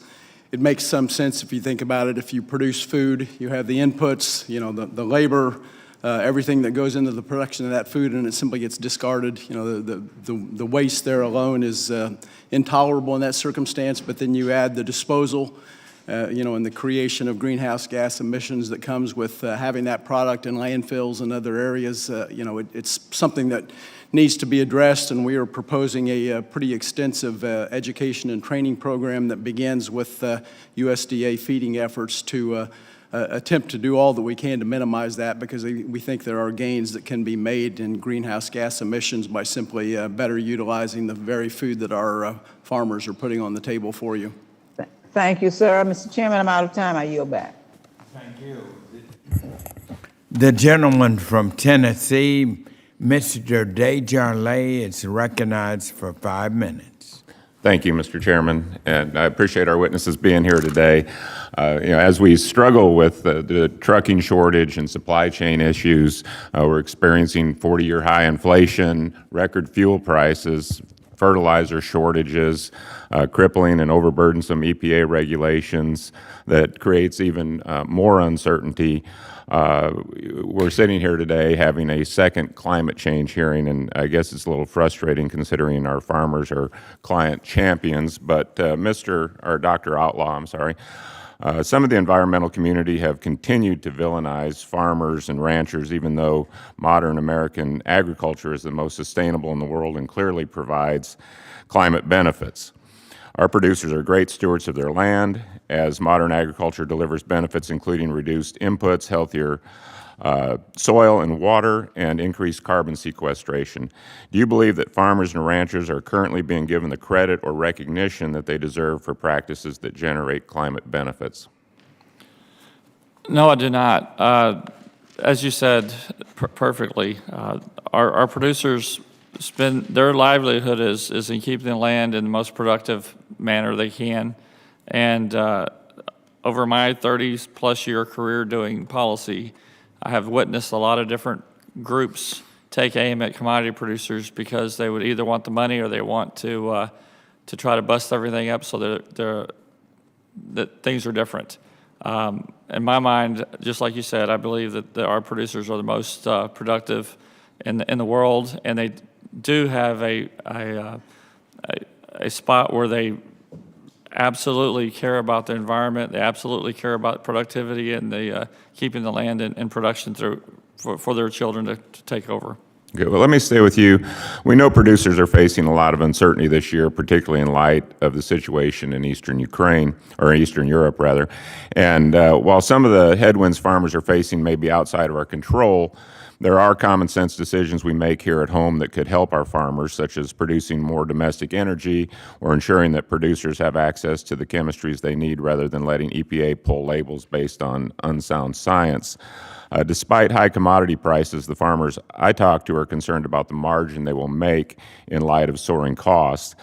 Speaking from your experience with the 94 representative farms, when farmers are facing narrow or negative margins, what are some of the areas that they cut back on, and how does this affect production and potential climate impacts? That's been the one thing that I didn't understand about the environmental community attacking production agriculture, because if they're not successful, if not making money, one of the places they do tend to cut corners on is some of the conservation practices that they would do otherwise. So that is one of the areas where, obviously, practice-wise, they tend to cut back on doing the tiling for their land, or they're doing other terracing, other practices that would make the land more productive in the future. But they also cut back on the family living withdrawals that they take from their operation, just trying to make the ends meet. Appreciate that. And to our other witnesses, broadband is an issue that was touched upon in today's testimonies. When this committee speaks on broadband connectivity, it's normally a rural development issue. I believe this needs to be part of the climate solutions discussion. Can either of you comment on how increased broadband connectivity could increase innovation and productivity for farmers at the field level, and wouldn't this be a huge step forward as it relates to precision agriculture technology? Yeah, thank you. We've got some exciting new technologies coming online, but a great many of those do require bandwidth, and that is a huge missing piece in much of rural America. We're working closely with a variety of public and private partners to try to get repeaters and boosters and, increase that bandwidth out there. But we're also trying to work with entities like our national labs and some of our very strong engineering programs to really reduce the need for the bandwidth in some of this technology too. But at the end of the day, it all comes down to funding and having the infrastructure out there. Okay, in 30 seconds, if you'd care to comment. Congressman, certainly you've identified a key problem here. Broadband is absolutely necessary for modern agriculture, for precision technologies that are a necessary part of any climate debate. Without it, we have one hand tied behind our back. Well, thank you all, and Mr. Chairman, I yield back. If I could just comment, I think we talk about broadband, but let's not leave wireless behind. Because having the ability to go out into the farm, and use your cell phone is critical too. Thank you. Thank you very much. The gentlewoman from Virginia, Ms. Spanberger, who is also the chair of the Subcommittee on Conservation and Forestry, is now recognized for 5 minutes. Thank you so very much, Mr. Chairman, and to our witnesses, thank you for being here. And certainly as the chair of the Conservation and Forestry Subcommittee, every hearing we have, we are highlighting the role and the important role that our farmers and producers have, not just in feeding America, feeding the world, but also in nurturing our planet. Certainly, as Ranking Member Thompson said, farmers are climate champions. And so I am a little bit surprised to hear so many comments about unnamed groups that are challenging farmers, because in this committee and in our subcommittee and with the witnesses we have today and the farms I visit across my district, what we talk about every single time is how farmers are leading the way in practices that are so important, not just to their bottom line, not just to their community, not just to the health of their land, but to our country and the world. And in fact, there are documentaries talking about how important and how vital and integral and transformative our farmers, our producers are. They're leading the way, not just in the United States, but throughout the world. So I want to thank them for that. But I do want to talk about the issues that they face and the challenges that they face. Certainly, and I'll turn to you first, Senator Heitkamp. When we're talking about some of the, incredible conservation practices, regenerative farming practices, rotational grazing practices, so many of these practices, can be trial and error. There's so much important research going on, but yet there's attrition on the ground for trained technical assistance providers who really can provide site-specific, soil-specific solutions to implement conservation practices effectively. We know between FY 2004 and FY 2018, staffing levels at the NRCS have declined 19%, and unlike other federal agencies, as I know you're aware, Senator, 98% of NRCS staff are located outside Washington, D.C. They are located by our farmers and producers. They are located in our rural communities across America. And as such, when we have attrition at NRCS, it is felt disproportionately by those who are seeking support and help as they implement conservation practices on their land. So certainly, Senator, as part of your testimony, you focused on the need to expand technical assistance through workforce development. I'm personally an advocate for increased funding to provide higher pay to NRCS employees, but I'm concerned that increased salaries alone certainly won't contend with the challenge. What steps should we be considering taking as we're looking towards the 2023 Farm Bill so that we can better develop a pipeline of staff, and how could we potentially leverage federally funded resources such as land grant universities to this end? And I'll start with the senator. Well, I'm such a believer that we have to keep the people who understand rural America in rural America. And in order to do that, we have to make sure that they can earn a living. But Congresswoman, I'm just urging you all not to reduce local staff. If you want to get this done, if you want to expand American agricultural productivity, do what we've always done so well, our land grant colleges, getting our extension agents out there. Let's build a pipeline from FFA. One of the growing youth groups is really Future Farmers of America. Yeah. They're our future leaders, they care. And so, let's make the commitment today to keeping people, helping rural America and rural farmers. Thank you so much, Senator. And Dr. Humiston, if you'd care to comment on that question at all from your perspective as well. Well, the senator did a great job on that. I'd add to it that pipeline is really critical, and we've got to start young. One of the challenges we have is we actually have a lot of great jobs in the agriculture and natural resources sectors, but too much of the public think the only jobs are farmer or farm worker. Yeah. There's literally thousands of other jobs, and we've got to get people to understand that and start looking to those. So we're partnering up with our community colleges. We're starting in grade school with 4-H. I'm a 4-H'er as well as a Future Farmer of America alumni. And it really does make a difference, even to get urban and suburban kids interested in looking at the agricultural sciences and opportunities throughout the supply chain. Things like regional food systems gets people interested. Look how many cooking shows are on TV now. Thank you so much. Certainly in one of the counties I represent, well, many of the counties I represent have tremendous programs in the high school, but one of the counties has just implemented a specialty center that will begin next year, focused on environmental science, focused on soil health, and hopefully will create a pipeline for folks going out into the field, either continuing to work their own lands or support others. My time has expired. I have so many more questions. I'm grateful to the witnesses for being here, and Mr. Chairman, I yield back. The gentleman from California, Mr. LaMalfa, is recognized for 5 minutes. Thank you, Mr. Chairman. Let me go right to Dr. Humiston. We're talking about fuel loads and forestry, et cetera, and obviously a very, very big concern in my district in California, the western states, as you know. Just one fire burned approximately 1 million acres last year, the Dixie Fire, and many others in the 6-digit range. So your comments are very timely and very appreciated in that regard. So how do we further the utilization of these products? You mentioned it's the end use that's the problem. Mm-hmm. The really turning it into something. I mean, we can harvest it, we can haul it, we can stack it somewhere, we can put it on a deck somewhere, but there doesn't seem to be a home for utilizing it. So does that really boil down to an investment in biomass plants to make electricity, or what's on your mind on that? Well, I'm not a fan of biomass plants to produce electricity only because it costs several times more than producing electricity in other ways.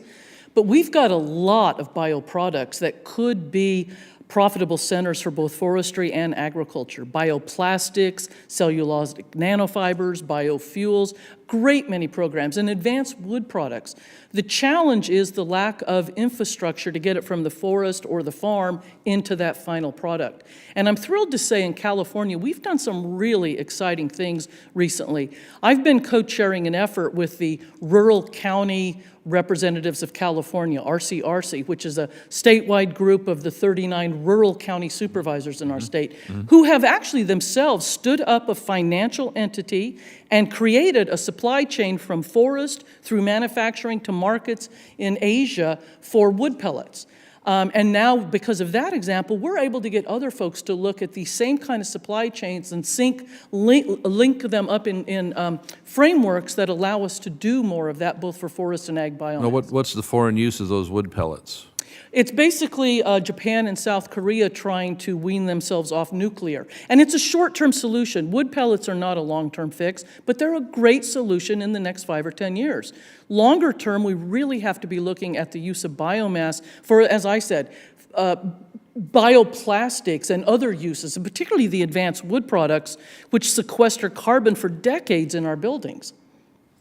Why can't we be looking at for generating electricity in our own country more when we're having to, we're having a situation with natural gas right now and with coal and things like that? Why wouldn't this be, and indeed the bugaboo you run into with the other more seen as more green with solar and wind is they're not 24/7 sources of power. They're at best, a portion of the day. There's a role for biomass being burned to produce electricity to be part of that power 24/7, where wind and solar sometimes is not available. There's definitely a role for that. And there's a real role for cogen, where you've got biomass being utilized for electricity that's been used within a very close arena, which often can pencil out.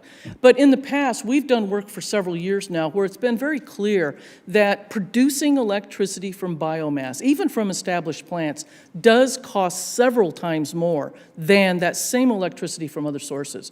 It's just not the most economically efficient use. And frankly, as we try to clean up the huge amount of biomass in our forest, I believe we've got to find profitable ways to do that, or we won't get the job done. Well, certainly as far behind as we are on our forest management, fire suppression is costing us billions and billions more each year. The costs we're seeing in air quality, water quality, loss of wildlife, loss of the asset itself, I think it would be not out of line for the federal government to pay to remove this material and turn it into something that could be used. Just talk about it from a point of forest health. Actually, you're right on. If we could get our forests back to a healthier state, which actually means considerably less tree density and biomass than we currently have in most of our forests in the western states, we would have not only less risk of fire, we could produce more water. We've got studies showing that the Sierra could produce 15% or more water than it currently does because of unhealthy forests. And then, of course, there's wildlife habitat, there's recreational opportunities, which is a huge economic sector in many of our western states, all of which would benefit from healthier forests. Music to my ears on that water side there, because obviously we're in a very dire, we ought to be talking about more of that in this committee. I'd suggest, Mr. Chairman, is that California is not going to be producing many crops with acres being zeroed out this year. We have hundreds of thousands of acres being zeroed out for the second year in a row. That number's increasing. We're not going to have these products that all of our country relies on from California, so that's big. So thank you for your testimony. Thank you. Thank you. The gentlewoman from Ohio, Ms. Brown, is recognized for 5 minutes. Thank you, Chairman Scott and Ranking Member Thompson, for holding this hearing. And thank you to the witnesses for joining us today to review the role of the USDA programs in addressing the urgent climate crisis.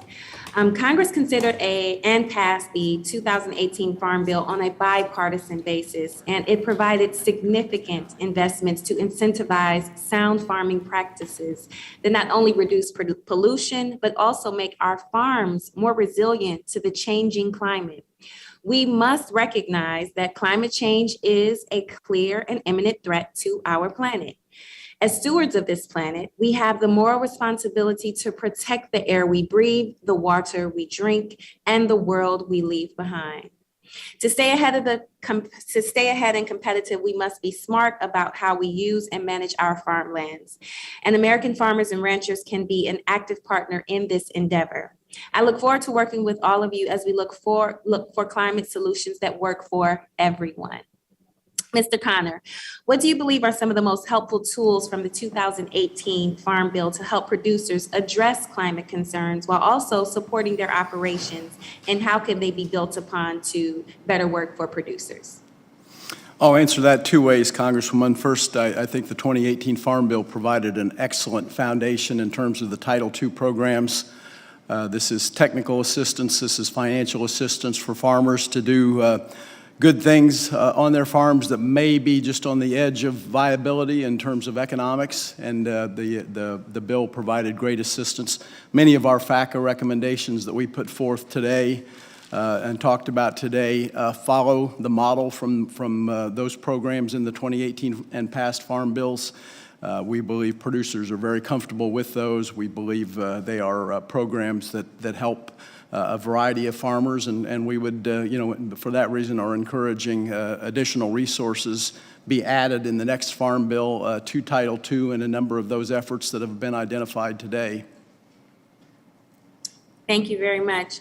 While we continue to fight climate crisis together, we must ensure that resources are available to everyone, particularly underserved farmers. So, Ms. Raygosa, you have used a number of programs within the USDA, and you've touched on some of the barriers that you faced while using these programs.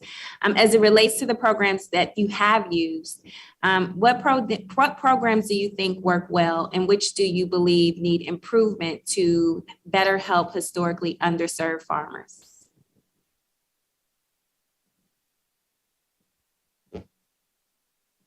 Yes, the programs that worked really well for our farm were the EQIP programs. So for example, for conservation, for cover cropping, we participated in the organic program. What worked well for us was that we were able to apply those programs to all of our acreage. And I think what we can do to improve is to make them, like I mentioned, the cost available or the funding available upfront. Also, for many of these programs, is an issue for many farmers is land access. So we can implement these programs, allowing the farmer to have a short-term lease and be able to access these opportunities as well. Because many young farmers have short-term leases, we need to be able to have that as an option to implement these programs. May I just chime in on that also very quickly? At our farm, we utilize EQIP as well as a CSP contract. And I'd like to just echo what has been mentioned here before about the fact that those have helped us try some practices here on the ground who have been beneficial to our resiliency, but the application process itself is tedious and very time consuming, and you definitely need to have technical assistance to go through there. We're very lucky in the county that we live in that we do have expertise to help us, but I don't see those folks staying around in this area. They'll move around to other areas, which is fine, but I do worry about their replacements. So I would like to just say that Senator Heitkamp's issues about using all the different programs and colleges at all different levels throughout the country to get people involved in technical assistance to provide it on the land from a food point of view as well as from a production point of view. Thank you. Thank you, and my time has expired, so thank you so much, and I yield back. Thank you. The gentleman from Illinois, Mr. Davis, is recognized for 5 minutes. Thank you, Mr. Chairman. I appreciate this hearing happening, but my farmers and producers are not talking to me about climate change issues. They're talking to me about the ever-soaring input costs, how is this administration, how are we in Congress addressing those high costs and inflationary pressures? What is the Biden administration doing to tone down the rampant spending? And reports just this week show average gas prices in the U.S. have risen 22%, and that's just in 2 weeks. And yet the Biden administration refuses to uphold the renewable fuel standard, an immediate solution to lower emissions and reduce costs at the pump. Inflation is now at over 8%. Ag input costs are rising, as I mentioned, and showing no signs of slowing. And it's not just that. This administration has abandoned our farmers in so many ways, be it through pushing a new regulatory scheme with their WOTUS rewrite, abandoning President Trump's navigable waters protection rule, creating new obstacles for pesticide use, and failing to follow through on existing trade deals. The ag economy is hurting across the board. They are concerned about whether or not they're going to be able to afford to plant a crop this year. And look, we can always talk about addressing climate change issues. I mean, America deserves credit, and our farmers deserve a lot more credit for what they've done to reduce greenhouse emissions. Can any of the witnesses please tell me and speak to the way inflation, these input costs, and maybe even these reckless policies make it impossible to predict what a market looks like months from now, let alone a year from now when we start talking about this farm bill? Our farmers want to know if they're going to be able to survive before we get to the next farm bill. Mr. Conner, would you like to respond? Congressman Davis, thanks for that opportunity. I do not disagree with you that the coffee shop talk today is not climate change. It's world events, it's fertilizer prices, it's a number of things that are literally, sort of in your face, and I concur with that. I will say, though, that we find great interest from our producers when we start talking about climate in the context of incentive-based, in the context of additional resources and revenues in your pocket. And, that is in desperate need out there in rural America, given the challenges that we face. Farmers need a better shake. And we're doing this right now to try and give them that. And we wouldn't be sitting here addressing these concerns if it didn't have that strong potential associated with it. On the biofuels front, I'm well aware of what you're saying. The number of facilities out there that are offering, the higher octane blends is dismal out there in rural America, and we're missing a great opportunity there. We need that infrastructure, and some of those investments we are talking about in this climate debate, to raise that numbers, because right now we cannot have much of a market impact when I believe the figure is like 3,000 retail outlets out of tens of thousands of outlets actually offer these higher blends, and that's just totally inadequate. We've got to change it. It is. Retail outlets are not going to invest in offering new choices if they don't know if the administration is going to follow the existing law under the renewable fuel standard. There's no certainty. How in the world can you expect somebody in the private sector to make a business decision when they don't know if decisions here in Washington are going to actually follow the law? And that's what's frustrating to us. I mean, we've heard promises from administrations in the past and the current administration about what they're going to do to help our ethanol producers, what they're going to do to help our farms. They're not doing it, and that's what's frustrating. We're in kind of a spin cycle of whether or not to be able to get these products out into the marketplace. Mr. Outlaw, did you want to make a comment on the input costs or any of the other issues that our farmers are facing? Well, obviously, we've done a couple of studies, one for Congresswoman Letlow on the impact of fertilizer prices on all of the farms, and it's been huge. And we did some analysis just looking at nitrogen as well, and it was big.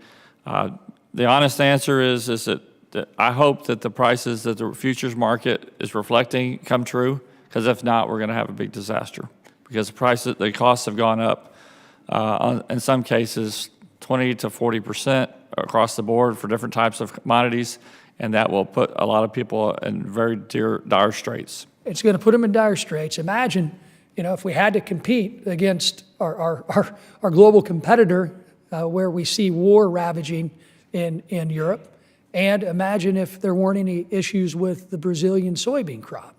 But that cannot be permanent, and we cannot allow these costs to be permanent. I yield back, Mr. Chair. Thank you. Thank you very much, Mr. Davis. And I do want to assure you that President Biden has not abandoned our farmers. And as you recall, Secretary Vilsack was in here and spoke very pointedly about the things that this administration is doing.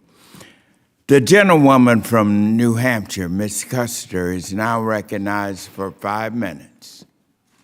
Thank you so much, Mr. Chairman, and thank you for holding this important hearing, the very first hearing dedicated specifically to addressing climate change in our committee.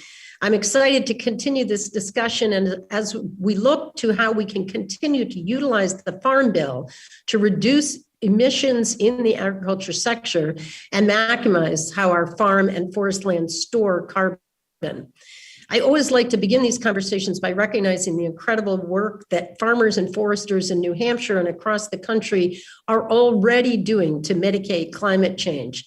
And as we look ahead to the reauthorization of the Farm Bill next year, this is an excellent opportunity to take stock of what is working in the current Farm Bill and what we can do to improve and better serve our farmers and producers.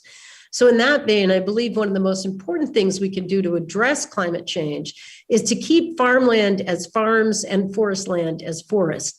That's no easy task. In states like mine, where land values are rising and development demands are significant, these factors can box out young and beginning farmers in particular. Thankfully, in New Hampshire, we have a wonderful organization like Land for Good that do an incredible job providing technical assistance to beginning farmers and helping them connect with available agricultural land. But the fact remains we need to do more to focus our nationwide effort around farm transitions and ensuring that the next generation of farmers get off to the right start. Ms. Raygosa, your testimony perfectly exemplifies this need. It would have been easy for you to get discouraged and find another line of work when land access presented so many hurdles, but I'm glad you hung in there. You mentioned you were able to make use of FSA farm ownership loans, but could you comment on other ways that we can grow the Farm Bill to help with these land access challenges? And what is the National Young Farmer Coalition's vision for making access easier for new farmers?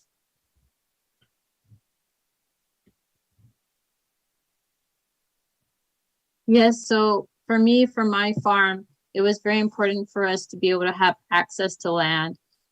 We did struggle to apply, and so the application process could be streamlined. We appreciate the microloan program that's helping many farmers get started. So we would like to see a continuation in those programs for microloans with the streamlined application process for farmers to access those programs. Also, equitable land transition so that farmers can be able to transfer into land and have access to those as well. And Great. Yes, thank you. Go ahead. I also, sorry, our time is short, so I'm going to cover the role of family forest operations as well in addressing climate change. New Hampshire is the second most forested state in the nation, and we know very well that working forests already play an important role as carbon sinks. Recently, the Bipartisan Policy Center's Farm and Forest Carbon Solutions Task Force released their policy recommendations in a thorough report that we've heard about today. I was pleased to see excellent recommendations for better utilizing forests as natural climate solutions. One recommendation that stood out to me was the need to modernize and expand our seed collection and tree nurseries. Doing so would not only help reforestation efforts in the aftermath of fires, but could also help prepare for adapting our existing forest lands to climate and weather patterns. Senator Heitkamp, I appreciate your leadership on this report and wondered if you could expand on how BPC would urge Congress to strengthen seed and nursery collections through the Farm Bill.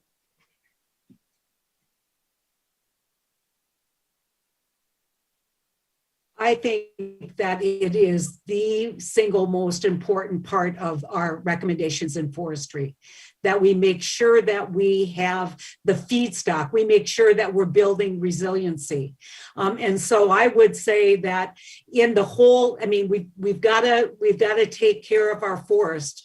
We've got to stop the forest fires. We've got to look at what we're going to do to reforest our communities, and especially for the private landowners who are doing the job so adequately. I teased Saxby. I said, we joke in North Dakota that our tree is a telephone pole, and so he really, I think, led the way in terms of forestry, making sure that that you all were well represented. But I think that you've got to really take a look at the whole stand, whether it is what's happening right now with forest fires and the impact of climate, but also how do we build back our forests and our industry in a way that is going to be sustainable into the future. And so this feedstock is so critical and important, and that's what we heard, and that's why we built the recommendation.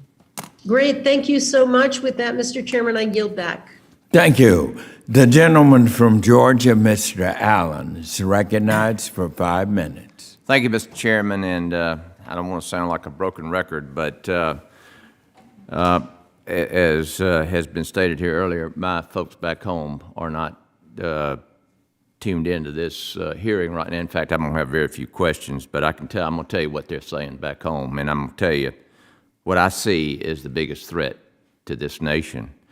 Right now our world is on the edge of global upheaval, and today's hearing focuses on none of our farmers' critical issues, not one. Two of the world's leading suppliers of wheat, corn, and fertilizers are at war.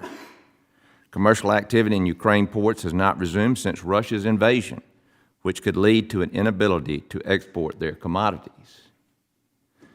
Folks, my farmers are trying to figure out whether to plant. I'm begging them to plant. It's planting season, and they don't even know what fertilizer is going to cost because it's going up every single day. It is time for this administration to engage and this committee to engage. The administration continues their short-sighted war on fossil fuel, which has increased our dependence on foreign energy. What's amazing to me is we're sending $75 million a day to Russia, not counting what Europe's sending. We're financing the dadgum war. I mean, folks, you can't make this stuff up. These attacks on production of fossil fuels here in America and our domestic greenhouse gas emissions are in part responsible for, first, the global reliance on fossil fuels in Russia and the Russian war effort, and second, when it comes to the reduction of American greenhouse gas emissions, all that does is cause a net increase in global greenhouse gas emissions. I've tried to be patient with the administration. I recognize that they have their priorities. But folks, this body and this Congress and this administration better get our priorities in order. Certainly one is a $30 trillion debt. We're talking about spending more money. Where's it going to come from? To have that, you got to have national security. How about jobs in the economy? Where do you think the money comes from? Education? Healthcare, we got a lot of issues to address here, and most of it is dealing with nutrition and the farm. Right now, I had asked the president, 40 members signed on to a letter and asked the president to restore the previous fossil fuel regulatory environment and production incentives that we had in this country that made this country energy independent and the most powerful country in the world just 18 months ago. We had an oil war between Russia and Saudi Arabia at $7 a barrel and going lower. And look at today. Folks, it's out of control. And we have let this happen because we got our eye on the wrong ball. Dr. Outlaw, when we idle land in the U.S., it sends a market signal to U.S. competitors to increase their production, which usually leads to more negative environmental consequences. We had the situation in Brazil that plowed up half of the Cerrado, vital stores for carbon dioxide. The federal regulators, USDA, do they take into account the impact globally of this regulatory situation? I can't speak to all of that, but I don't believe that we've been focusing more on our producers, and I don't think that what's happening in other countries is something that has been looked at very closely. I do know that some of our biggest competitors, like Brazil, have their own environmental issues that if commodities start being traded looking at their footprint, they would be in a little bit different situation competitive-wise than they are currently. Okay. But no, I don't believe that. To answer your question, I don't believe so. All right, well, I'm sorry, I'm out of time. I yield back, Mr. Chairman. The gentlewoman from Maine, Ms. Pingree, is now recognized for 5 minutes. Thank you very much, Mr. Chair, and thank you for holding this important hearing. While I know we're all focused on the activities that are going on in Ukraine, and our hearts go out to those people and hope that we can continue to do more, we also understand that could have a huge impact on energies, on commodity prices, on availability of food around the world.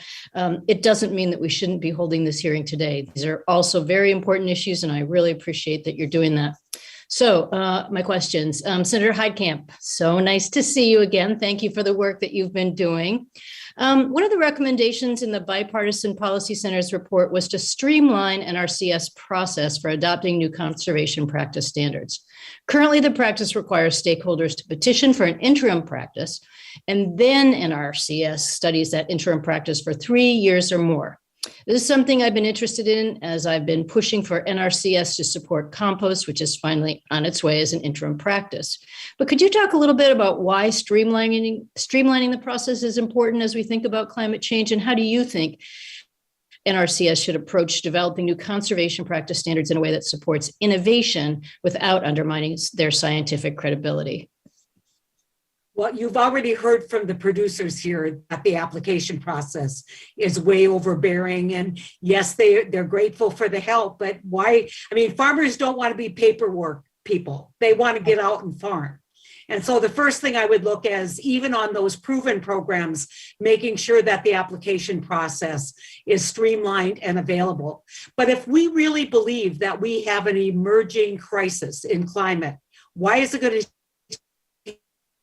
Why shouldn't we basically be early adapters and get out there and get it done? And so we really believe that USDA has done a great job in designing programs, in implementing and researching programs, but they need to have an implementation date that's much quicker, and they need to have an implementation plan that deals with, as I've been a broken record here, workforce on the ground, technical assistance on the ground, right, making sure, and then evaluate, get as many adapters out there, evaluate, and you can always walk back and say, that didn't work the way we thought it was going to work. Let's try something else. And so let's not study something to death, right, and to the point where we don't get the job done. Yeah, thank you so much. I really do appreciate the work you're doing. Ms. Duncanson, I want to ask you a question, and just want to say I'm a Minnesotan by birth myself. Yeah, sure, you betcha. My family, my mother was born on a farm in Kenyon. My grandfather came from Norway, like so many Minnesotans, and my uncle farmed it for years. Also, I know you're not that far away from St. Peter. So my brother and sister went to Gustavus. So we got southern Minnesota covered there. But I want to ask you a question. We're making a lot of progress on aligning good conservation practices and crop insurance, but I think there's still a lot of work to do. The report included in your testimony noted that there's research on this currently underway through the 508H process, which allows third parties to propose new crop insurance products with the goal of eventually opening the door to new insurance rating methodologies that explicitly consider a farmer's conservation practices. So could you talk a little bit more about the effort and what you hope will come out of the process? Yes, thank you very much. And I appreciate your pointing out the great state of Minnesota and your connections to it.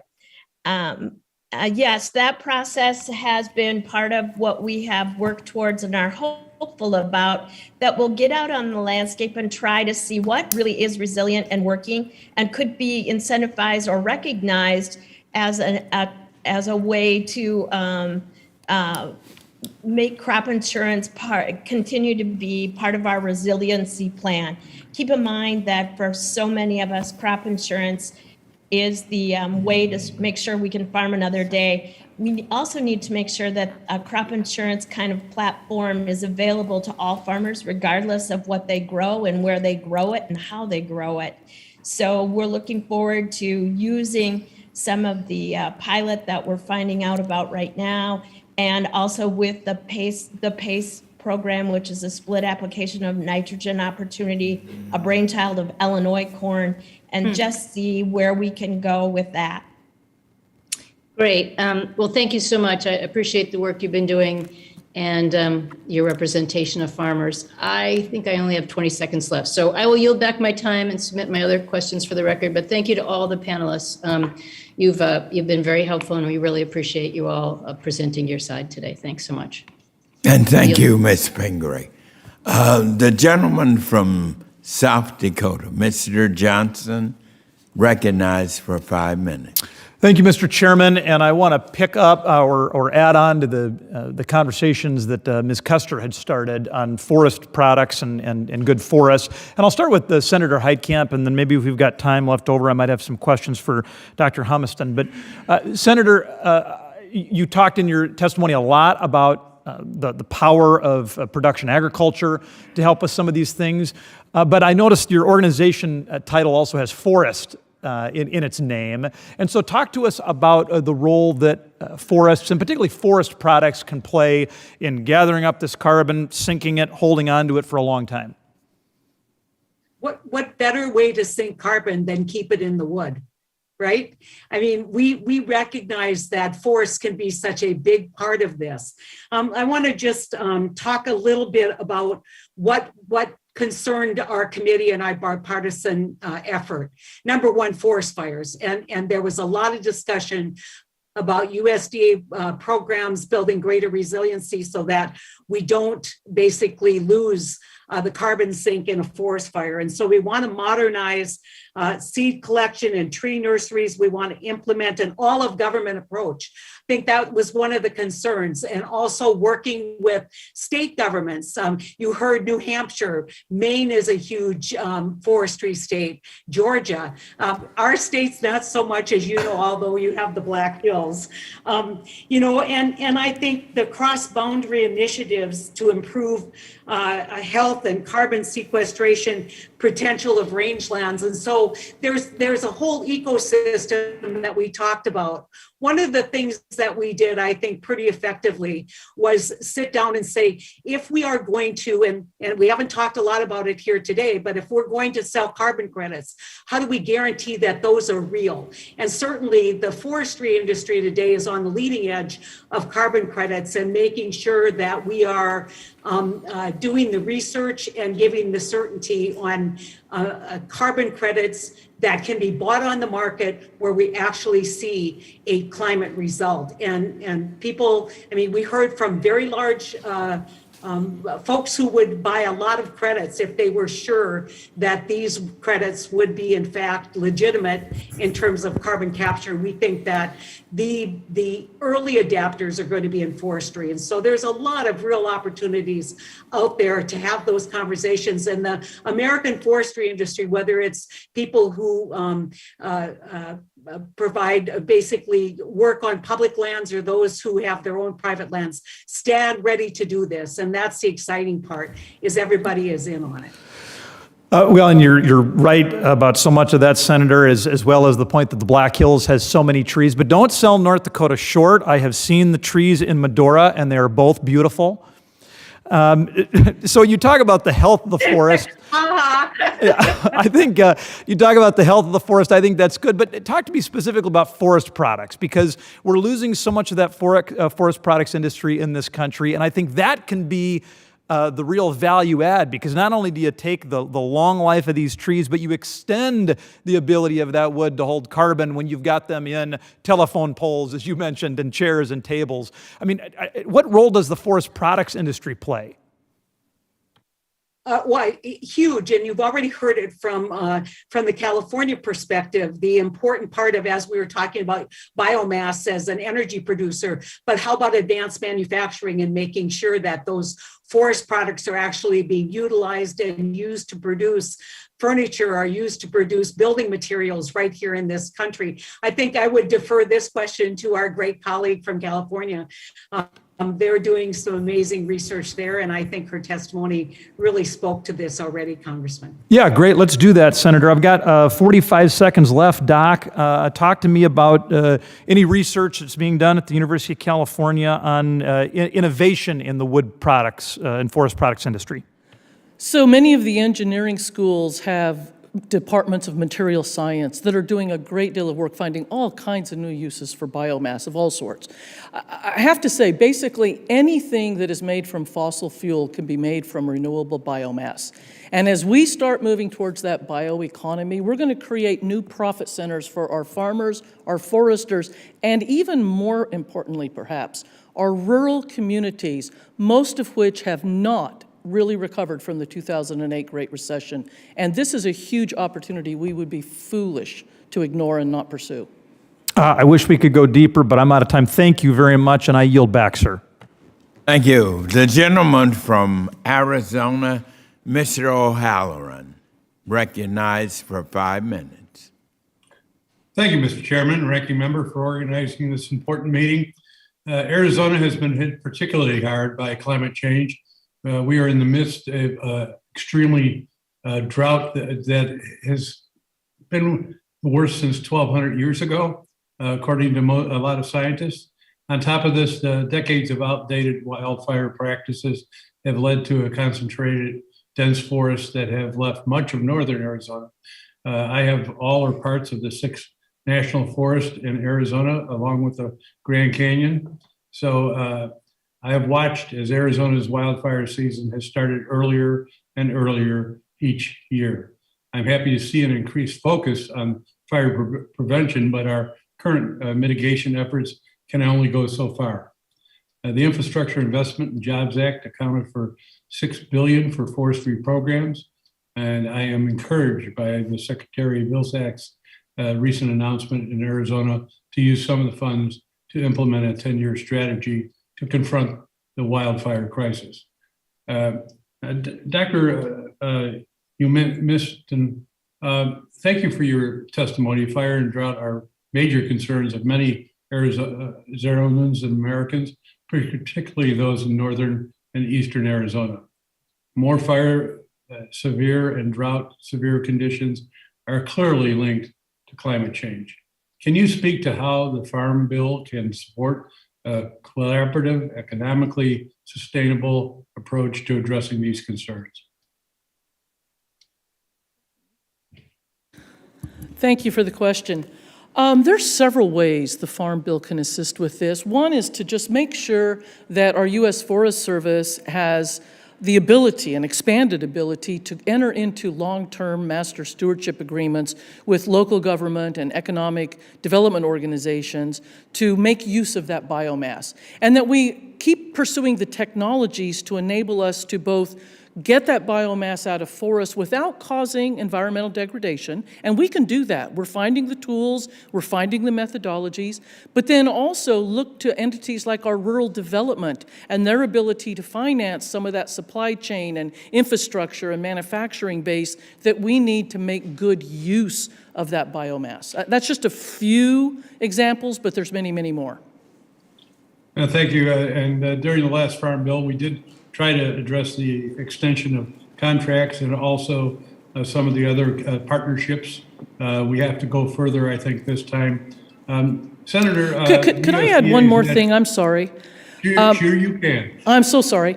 I forgot to mention that one of the things we're doing that I think is going to be of critical importance moving forward is we're making use of our cooperative extension advisors in new and different ways to help facilitate that organizational need to build those supply chains and help stand up that manufacturing base and work with our local communities. All too often, our small rural communities don't have the capacity or the people to try to make such big projects, such construction and development projects happen, and that's a role cooperative extension is perfect for. We're placing new advisors throughout California to do exactly that right now. And thank you, and I agree with that thought process. Senator, the USDA's Natural Resource Conservation Service programs have a record of success in advancing conservation, forestry, and renewable energy efforts to achieve positive climate and economic outcomes. However, as we work towards an effective farm bill, we must take a critical approach to these programs and adapt them to effectively address present-day issues. How can we improve USDA's NRCS programs? And do you believe that these are changes that would make the NRCS programs easier for historically underserved producers to use? And what about the Native American producers in particular? Thank you, Senator.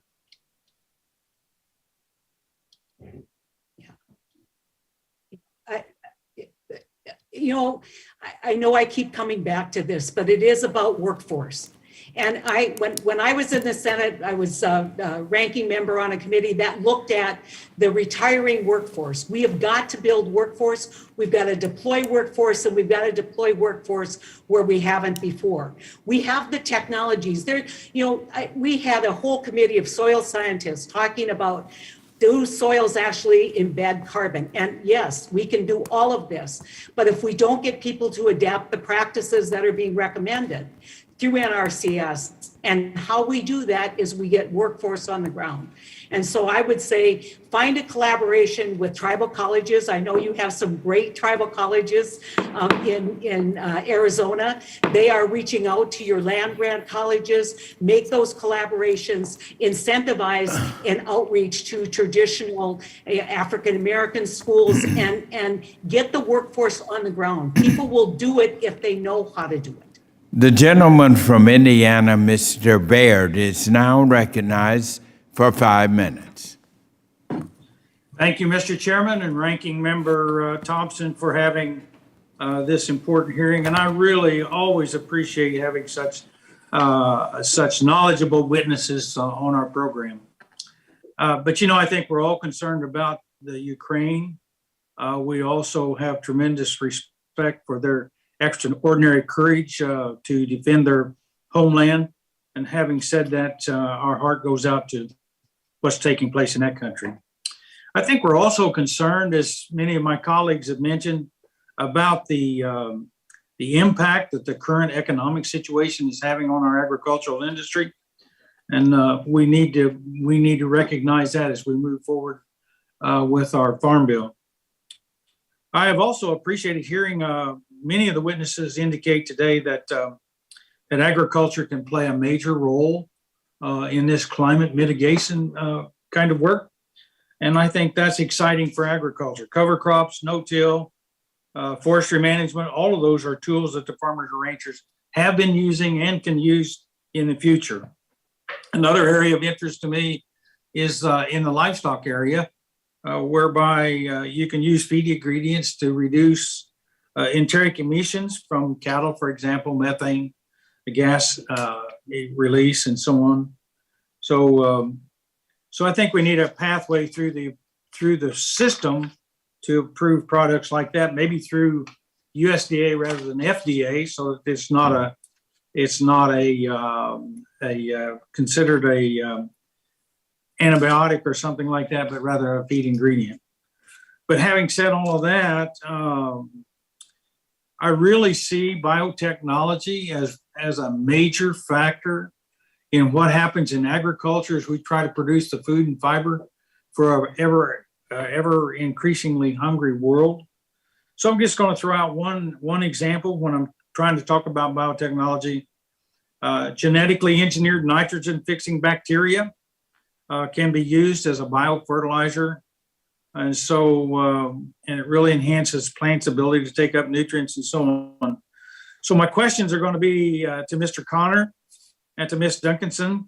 So Mr. Connor, would you care to elaborate on the importance of biotechnology and research and so on as we move forward in agriculture? Congressman, thank you for the question, and I will say I think it's fundamental. We've focused a lot on this hearing on Title II provisions in the Farm Bill, which are the conservation provisions, and they are very, very important. But one of the things that the Food and Ag Climate Alliance will also be focusing on, as many of our recommendations are in the research and development area. We do believe that if we are going to meet the challenges that we've got in front of us with the criteria that we have laid out in terms of helping producers, that technology, research are going to be key to that. And we do look forward to working with this committee in the research title as well of the Farm Bill, of making sure that we are on the right path to meet our objectives, which is at the end of the day, do good by the American farmer and do good by the food security that we enjoy in this country. Thank you. Ms. Duncanson? Yeah, thank you very much for that question. And just to echo upon what Mr. Connor said earlier, we are very pro biotechnology, especially when we look at some of these opportunities with new microbiomes and products on our landscape. Here at our farm, Highland Family Farms, we have run many pilots and many tests. Some of those products we've adapted.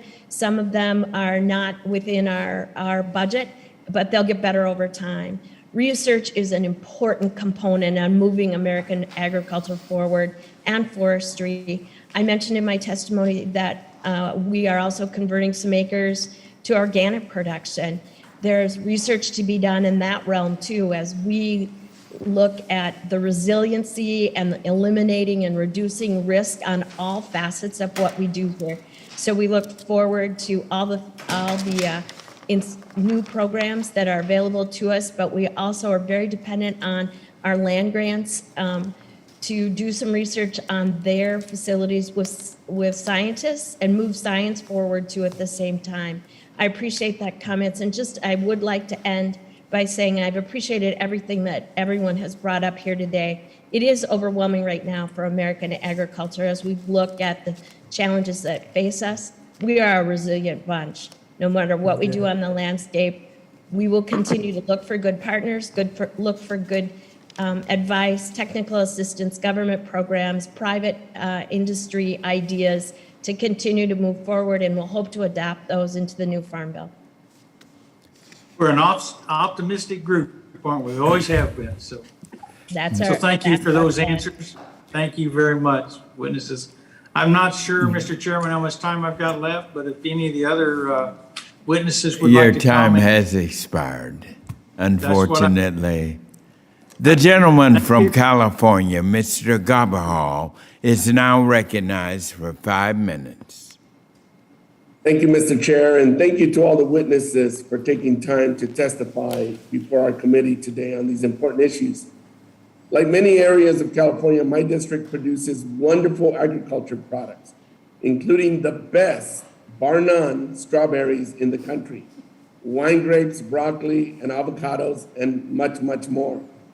I'm proud of the contributions California's 24th district makes to our nation's food supply and the economy.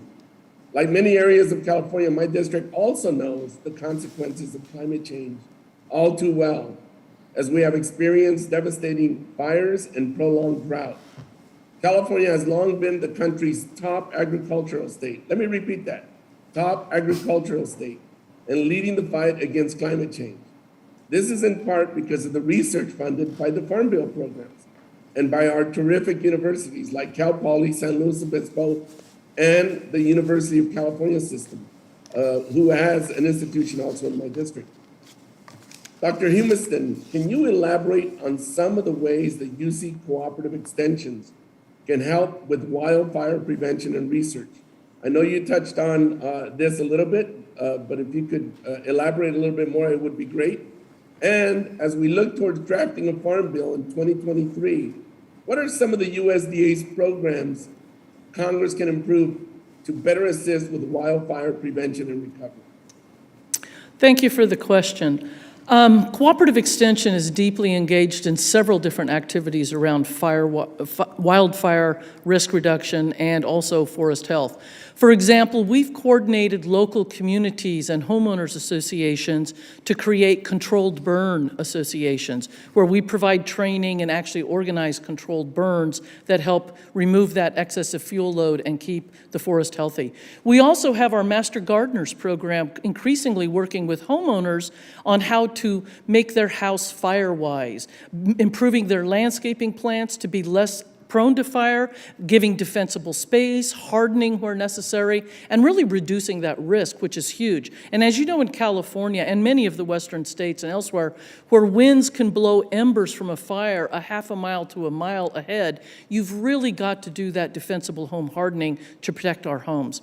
There's several other Farm Bill programs that are critical to helping us with this. I've mentioned earlier the bio-based products, so I won't do that again, but there's many programs there.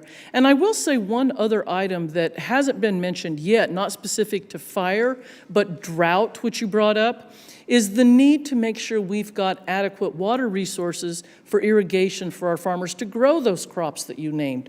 One thing that I personally would love to see would be some loosening of the language around rural development's ability to do piping from wastewater treatment facilities out to irrigation water sources.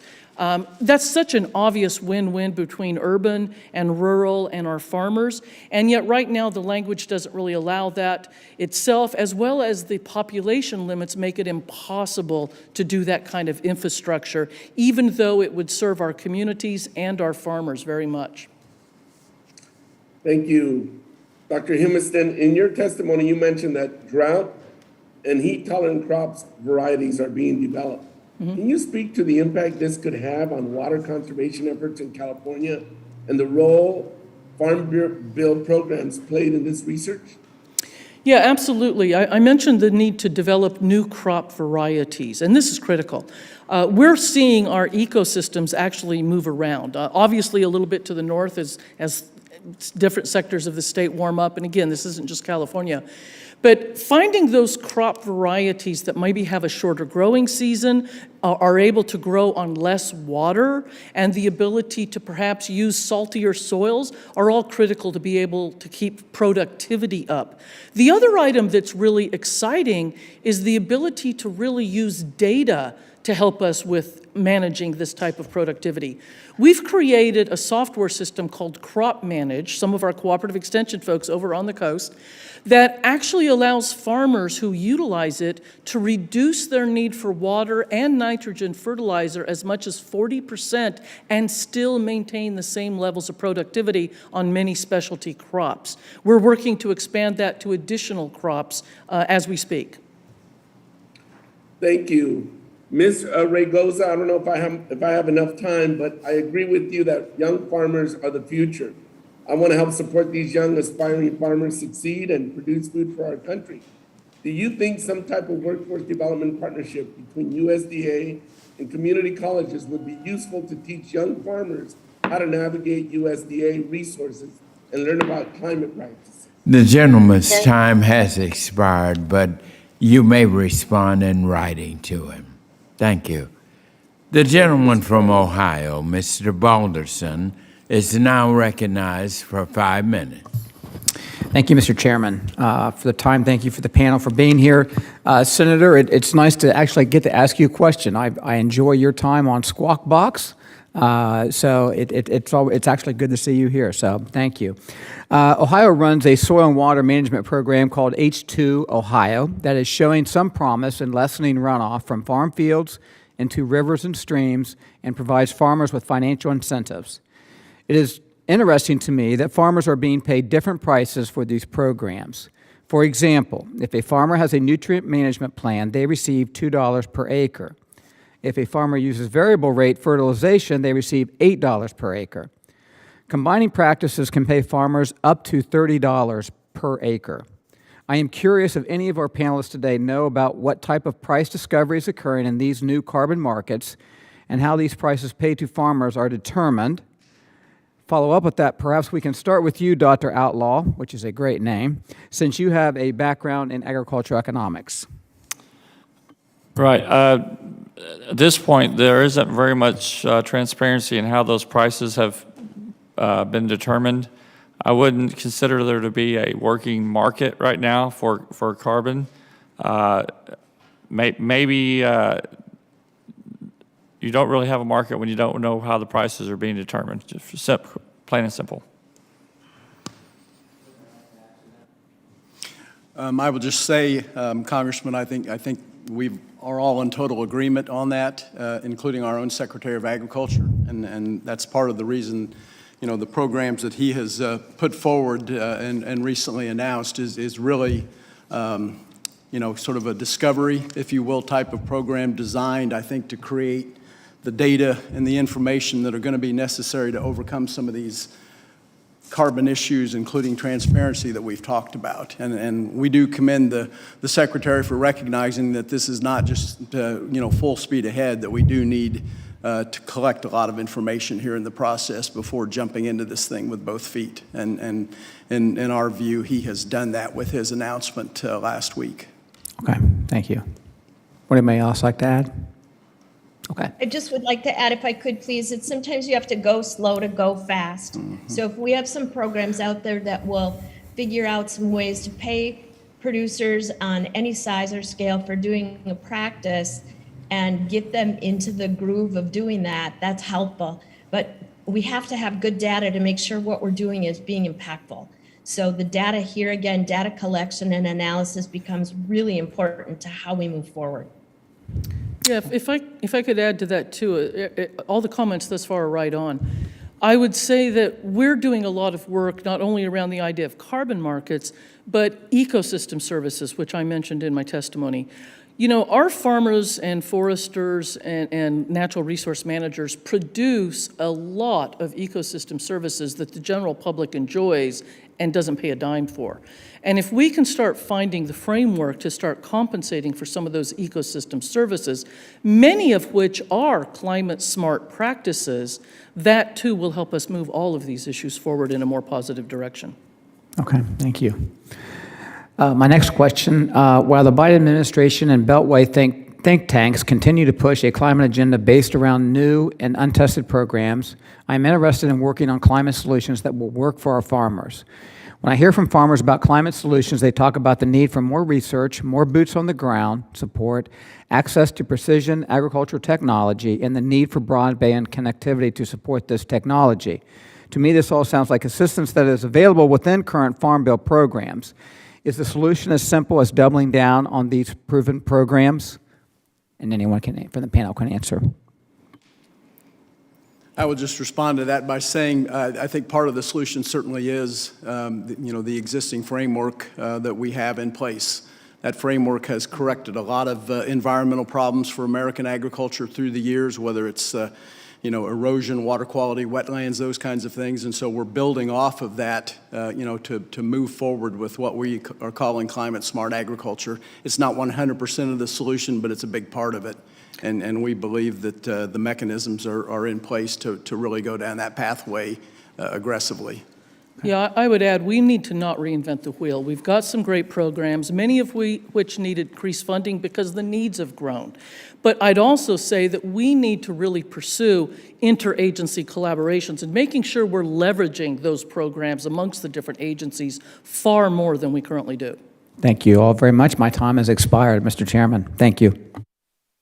The gentlewoman from Iowa, Ms. Axney, is now recognized for 5 minutes.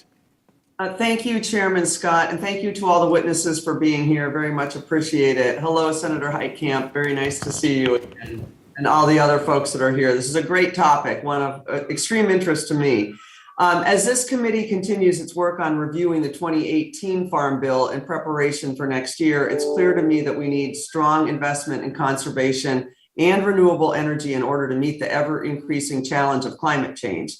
We know that our family farmers are on the front lines of climate change and have seen firsthand the devastating impact of volatile and devastating weather. Boy, I know that in Iowa. Just had another tornado, unfortunately, go through our state. But our family farmers are also a key part of the solution, and they've been champions of conservation and stewards of their land for generations. And as we learn more about climate change, it's critical that we equip our farmers with all the tools and resources and voluntary incentives that we can do to make sure that they meet those challenges. The success of the biofuels industry is a great example of this. And from 2008 to 2020, the renewable fuel standard resulted in the reduction of nearly 1 billion metric tons of greenhouse gas emissions from our transportation sector through the use of biofuels blends. In fact, biofuel production is on track to hit net zero carbon emissions in the coming decades, all while being significantly cheaper at the pump than fossil fuels. So over this last year, I've been focused on expanding access to higher blends of ethanol as a way to reduce our emissions and to provide a more affordable option for our consumers. The legislation I have would build upon USDA's successful Higher Blends Infrastructure Incentive Program and ensure more fuel retailers can provide E15 at higher blends of ethanol, giving consumers access to, of course, more affordable, cleaner, and domestic source of fuel. And so while my legislation passed the House last year, I was disappointed to see it stall in the Senate. So to you, Senator Heitkamp, I know you were heavily involved in biofuels policy when you served your great state of North Dakota. What role do you see biofuels playing in combating the climate crisis? And what suggestions do you have for Congress and for the Senate and the administration as a whole when looking at biofuels policy?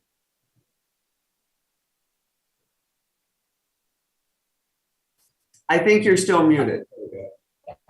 My first suggestion is follow the law. And a previous speaker talked about this administration. We had this problem in the Obama administration with blend walls. We had this problem in the past administration with waivers, and now we're still experiencing this problem. We've got to give the industry certainty. But in addition to the work that you're doing, I'm proud of the role that I played in passing 45Q, which is a tax credit, which the ethanol industry is going to use not only to continue their great work in terms of climate, but to also sequester their CO2 from their process. And so we know that this is an industry that will adapt when given the certainty of market. And so the single most important thing you can do, follow the law, give them certainty to market, set some goals that I know they can achieve, whether it is by doing the practices they're doing right now or carbon capture. And so I'm really excited about the future of this industry, but Congresswoman to make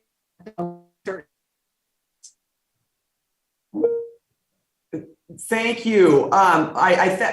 You cut out a bit here, but I think you've completed your answer. Thank you, Senator Heitkamp. I appreciate that. I want to turn to cover crops real quickly here. Last summer, the USDA announced the availability of the pandemic cover crop program, obviously to help our producers offset the cost associated with cover crops and providing a discount on their crop insurance premiums. Ms. Duncanson, thanks again for joining us here today and sharing your expertise.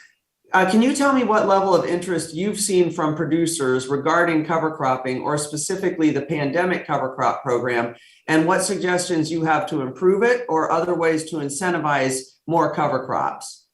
Thank you for that question. Yes, I appreciate being asked it.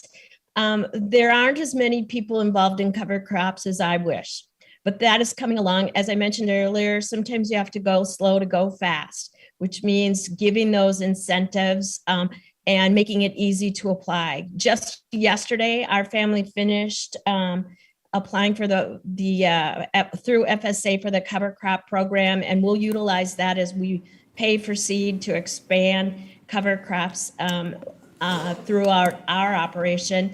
And when I inquired at our FSA office, they said that about 30% of the folks that are serviced had applied for cover crops. And I see them as I travel the country. I see different cover crops becoming used more rapidly around the country. But here again, we're talking about technical assistance to let information and good data. The general lady's time has expired, unfortunately. The gentleman from Kansas, Mr. Mann, is recognized for 5 minutes. Thank you, Mr. Chairman, and thank you all for being here this morning and participating in today's hearing. Farm Bill conservation programs, as we all know, have generally generated wide bipartisan support in Congress and wide adoption amongst farmers and ranchers. The extensive participation in conservation programs, I believe, comes from the flexibility for individualized operations, incentives for locally led and voluntary efforts, and coordination with state technical committees.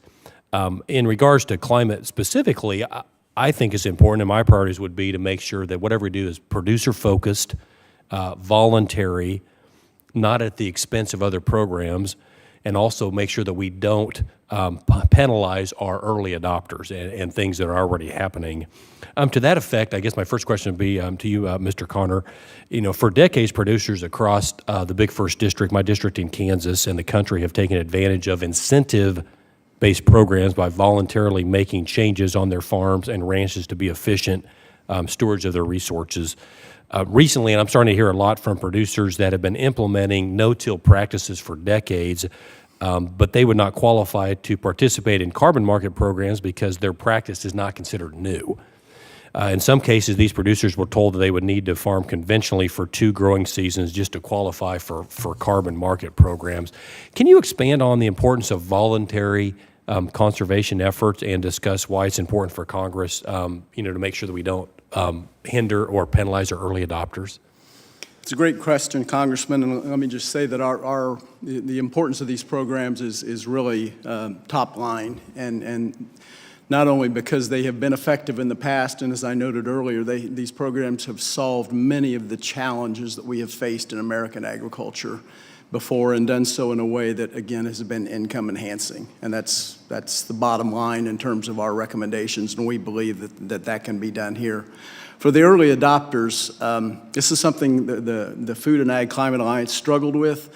I will just tell you that we ended up with a recommendation that simply suggested that there be a one-time payment in addition to what other subsequent payments may be coming down the pike, a one-time payment to those early adopters to compensate them for the work that they have done on their farms, and certainly not to penalize. And I would even add a worst-case scenario where they might tear up conservation practices only to be able to collect, for the new ones. And obviously that's just borderline stupidity to have that kind of policy in place. So we struggled with it. We came up with a recommendation, but it's certainly an area in the Farm Bill where we want to work with this committee to develop what is the appropriate compensation for those early adopters, because they need it and should get it. Yeah, no, I appreciate that, and appreciate how producer-focused your organization and group is on these issues. I wholeheartedly agree. One last question would be for Dr. Outlaw. One of my top priorities in my role on this committee is protecting crop insurance. It's absolutely vital to our ag producers all over my district, all over the country. We want to make sure that we protect crop insurance so that producers can sustain their operations year after year, even in the face of uncertain weather. My question is, what do you consider the role of crop insurance to be when dealing with uncertain or extreme weather events, and how should crop insurance enter into the overall conversation we're having about climate practices? Well, I think it's very involved. The weather patterns, local weather patterns, has helped define a farmer's APH, which helps define their coverage. And so crop insurance and conservation programs go hand in hand. The issue I have, and what I testified to, was that trying to link those together, in my opinion, is not a good idea. Primarily because you can always create winners and losers with programs, and if as an example, if your producers in your state are not able to take advantage of some of these programs, then they wouldn't get the premium discounts that some of the folks are suggesting would be out there. So I suggested in my testimony that people need to pay really close attention to trying to link these programs together. There are many programs and many outlets through USDA to get money to producers to do climate-friendly practices, climate-smart practices. It doesn't have to be tied to crop insurance. Great. Well, thank you all. My time's expiring. With that, I yield back. Thanks, Mr. Chairman. Thank you. The gentleman from Illinois, Mr. Rush, is now recognized for 5 minutes. I certainly want to Thank you, Mr. Chairman, and this has been quite a hearing, and I really want to thank the witnesses for appearing before us today. I don't see Senator Heitkamp on. I think I'm here. You have lost my video, but I can hear you Okay. and I can answer. Well, thank you so much, Senator. Senator, I have a question for you. In your testimony, you discussed ensuring land access, especially for new and small, historically underserved landowners and producers. And this is an issue that I've worked on for quite a while now. And it's an issue that really connects with me personally. My grandfather owned owned a farm in Northern County, Georgia, southwest Georgia. And it was my family farm, and my father, to his dying day, always wanted to try to figure out what happened to the farm and how we could reclaim the farm. And so, and that's the plight that's shared with a number of African-American descendants of farmers throughout our land. And so, can you expound, if you will, on what new federal incentives could address the major financial, legal, and social obstacles that currently limit access to affordable farmland specifically? And in general, is there any ideas or suggestions you may have for that could give some relief, some advice, some help to individuals who may want to question the loss of their family farmland and some of the issues, some of the impediments that air rights have caused for African American farmers and specifically and other farmers in general. And the next part of my question is how can urban farming play a role in increasing access to land and for enacting good climate policy? So that's a lot, Senator. But I'm going to suggest to all of you that one of the looming crises in America is land ownership and absentee land ownership. Even in a state like North Dakota, I think only 25% of the land that large farmers farm is actually owned by the farmer themselves. And so we have a situation where we have a land ownership by people who are not actually producing, who are not, they're making money obviously from rents.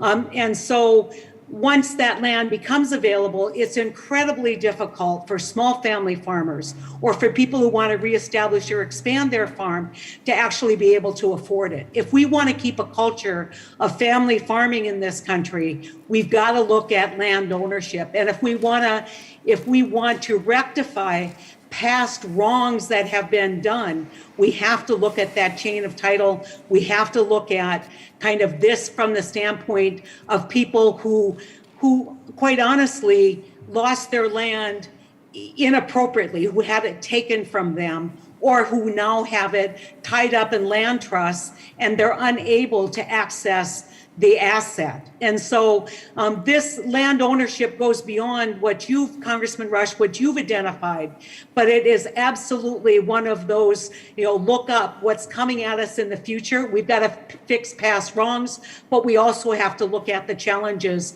that land ownership will present to making sure that we're producing enough food to feed our country and feed the world, because it will restrict us in terms of access to that asset for agricultural production. Thank you, Senator. You're absolutely right, Senator. Thank you, Congressman Rush. The gentleman from Iowa, Mr. Fenstra, is now recognized for 5 minutes. Thank you, Chairman Scott and Ranking Member Thompson. I am proud of our farmers and producers in my district who are leading the way in farming practices that result in productive harvest and clean environment. For years, the agricultural industry has implemented practices that reduce emissions, enrich the soil, and protect our natural resources. These practices have improved our quality of life by allowing farmers to produce more food, fiber, and fuel for all of us.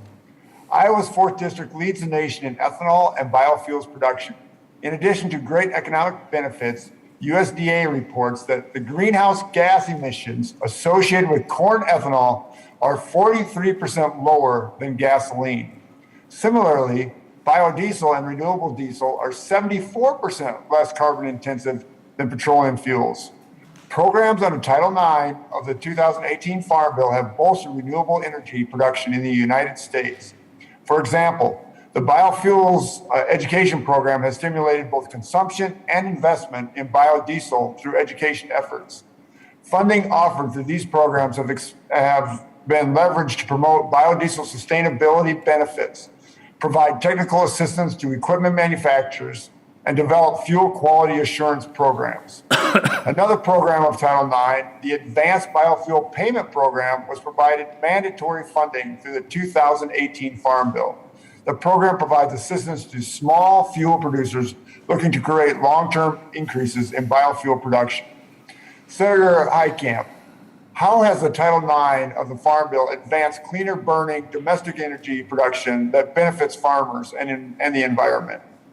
Yeah, I would like to just repeat back to you, Congressman, what you just said. When you look at the actual reductions, you look at the opportunity, and I want to I don't know if you guys could hear me when I was responding, but when we look at what the Iowa ethanol industry is doing and what South Dakota is doing and North Dakota is doing, they're looking at carbon capture to actually even expand on those numbers. Carbon capture behind the process, which can even reduce their greenhouse impact even greater. And so I think that when at the record and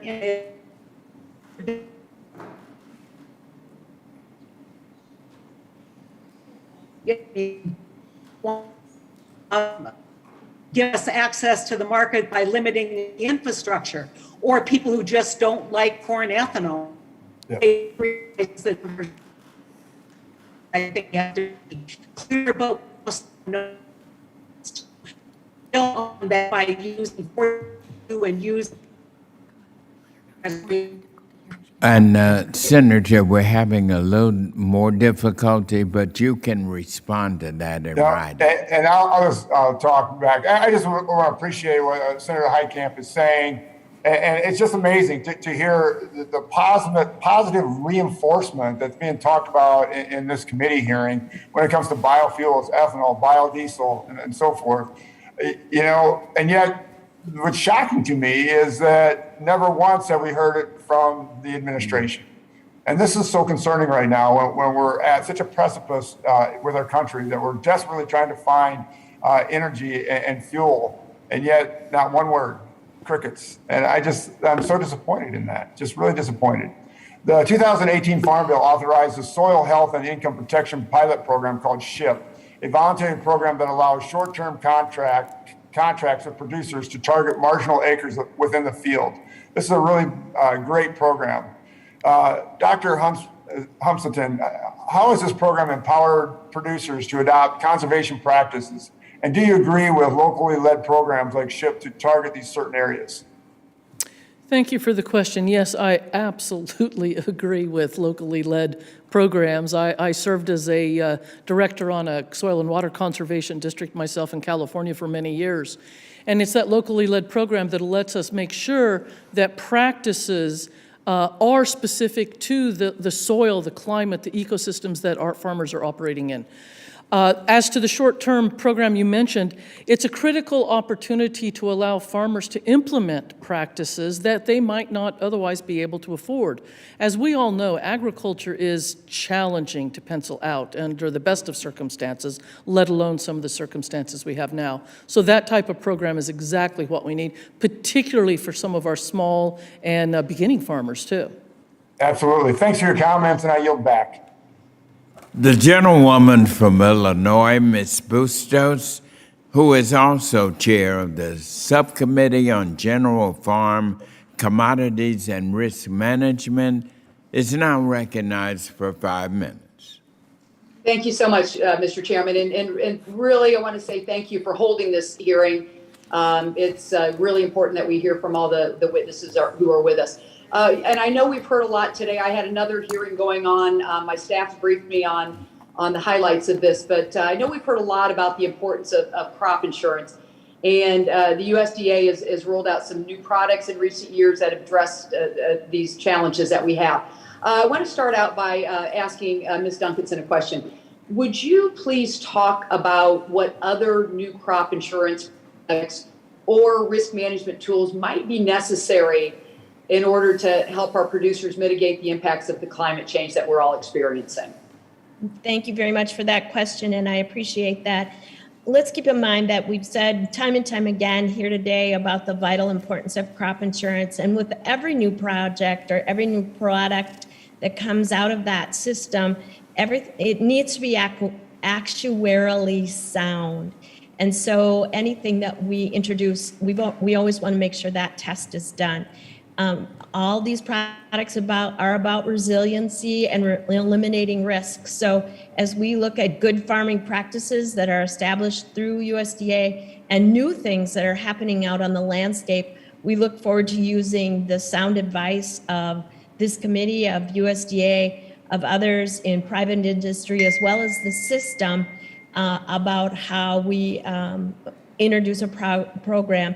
As you may know, the PACE product, which is about split application of nitrogen rates, is in its pilot stage throughout your state, and the University of Illinois is managing that part of that data collection and analysis for us.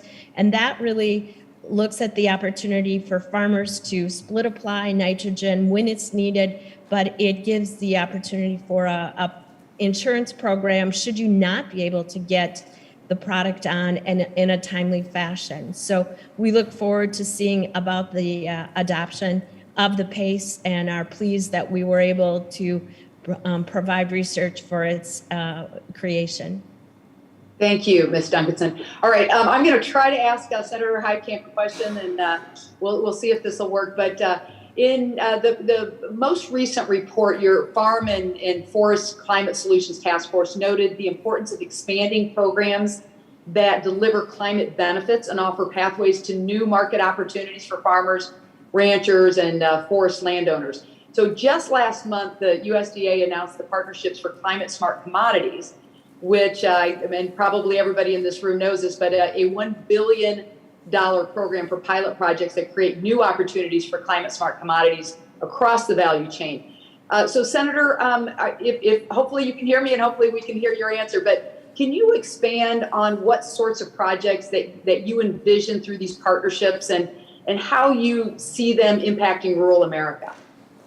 Well, I'm very excited about them, Congresswoman. I think that when you look at it, it's going to be a community collaboration. So let's look at a corn farmer in North Dakota that is growing cover crops that's saying, I am sequestering CO2.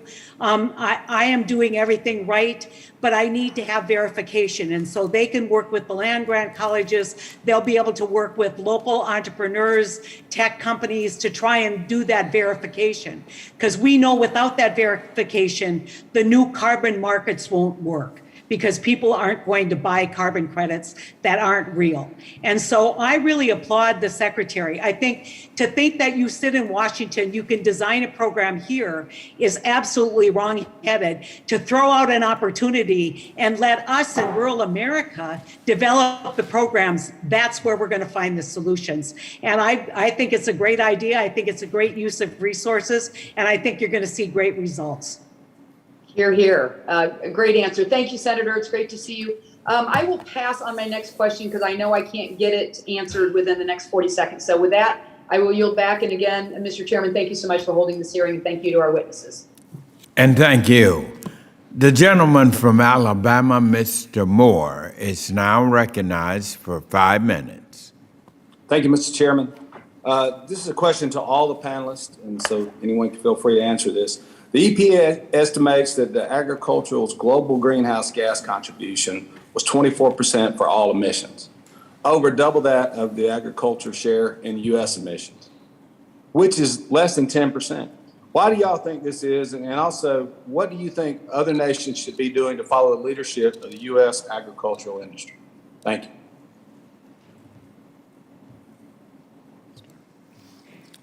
Congressman, there's no question in our mind that American agriculture is, at the very, very top of its game in food production internationally. And we are the cleanest, the most advanced, least footprint, and we take great pride in that. And I know this committee takes great pride in that designation. And that's so important to us as we talk about food as a national security issue going forward. We are going to need to produce a lot of food in this country, and it has to be produced obviously in the most sustainable, cleanest way possible, and we understand that, and that's why these recommendations that everyone is talking about at great length are so important, because they are programs designed to come along beside farmers and landowners across the country to really encourage them to be able to produce. This is all about producing food. It's not about holding people back. It's about really adding to a growth industry and doing so in a way that's responsible. And when we're just, we're proud of who we represent in this industry. And again, I know this committee is as well. I would add to that it is critically important that we ensure our data, our analysis of that data, and the results we get from it is accurate, that it's based on science and real numbers. A lot of the numbers we see on greenhouse emissions from agriculture are based on very different formulas of how to even calculate that. That's one of the huge issues out there. Some of them are based on data that was released by the United Nations Food and Ag Organization a decade or so ago that they themselves since debunked. And yet academics and scientists and advocates still utilize that false data. I don't pretend to have the actual answer because, frankly, academics are still working on figuring that out. But I do know that if we're going to make smart investments in good solutions and keep our agriculture going, we've got to understand that, yes, agriculture produces some greenhouse gases. It does. But it also sequesters and can be a solution to that. And we've got to look at both sides of that equation. It's not just one. Frankly, if we were to do that type of calculation for every industry sector in every aspect of our lives, none of them are going to come out well. So we've just got to really think about the data, that it's analyzed properly, the science is good, and then use that to make the kind of investments that will get us the most bang for the buck. That's some very good points, and thank you. Any idea on how we can bring other nations along? I mean, I'm always concerned about us penalizing our producers and then letting the rest of the world run wild. Or do you have suggestions to how to bring other people along to join us in this effort? Well, again, Congressman, I don't think we're talking about penalizing here. The Food and Ag Climate Alliance's fundamental principles talk about enhancing farm income, enhancing opportunities in rural America. And I think this is what we can do for the world. We can be the trailblazer here in terms of putting forth policies that help farmers and help them to do it the best that they possibly can. I don't know of any nation that wants to stomp on the people that are producing the food and feeding them. That just runs pretty counter to anything good and right in this world. And so to the extent that we can model this, I believe others will follow. And I would add to that it's critically important our scientists from every country on the planet be able to interact with each other. And yes, I will say, we need to provide appropriate cybersecurity and secure information as needed, but nevertheless, We find solutions here that may work for another country. Another country may find a solution that is wonderful for us here, and the less we try to reinvent the wheel or duplicate something already done, the more resources we have to move towards implementing solutions.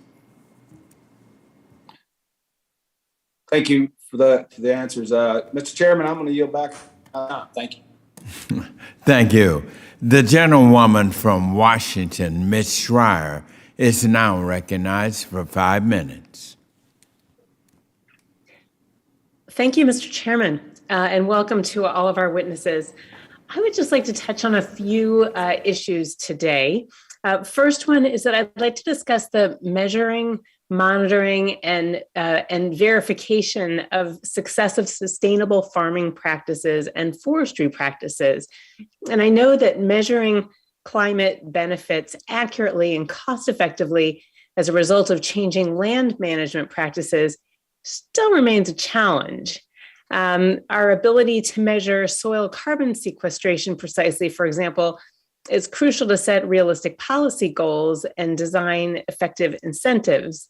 But it can also prevent us from, it can present us with this situation, if we can't measure it well, of finding ourselves in this situation where suddenly everything is referred to as climate friendly or clean when we don't have a way to measure, and suddenly the designation of clean and climate friendly just become meaningless. And so this first question is for Deputy Secretary Connor and Senator Heitkamp, for both of you. And my first question is, kind of part A and part B. A is, how would you work with definitions and measurements to ensure meaningfulness as we give these designations? And B, which USDA programs do you suggest Congress expand upon to advance measurement tools and technologies of climate benefits for agriculture? Senator Heitkamp, we'll start with you. Thanks so much. I think it's been pretty clear that I think that we don't yet have good measurement tools. And that's why it's important that we, number one, continue the research, continue the education, because the last thing that we should be doing in agriculture is making a claim about climate that's not valid. It will set us back in terms of our goal, which is really to commoditize that carbon credit and make it an income stream for the people who own the land, who are producing on the land. And so I think there's been a number of carbon markets. They've had their difficulties for exactly this reason.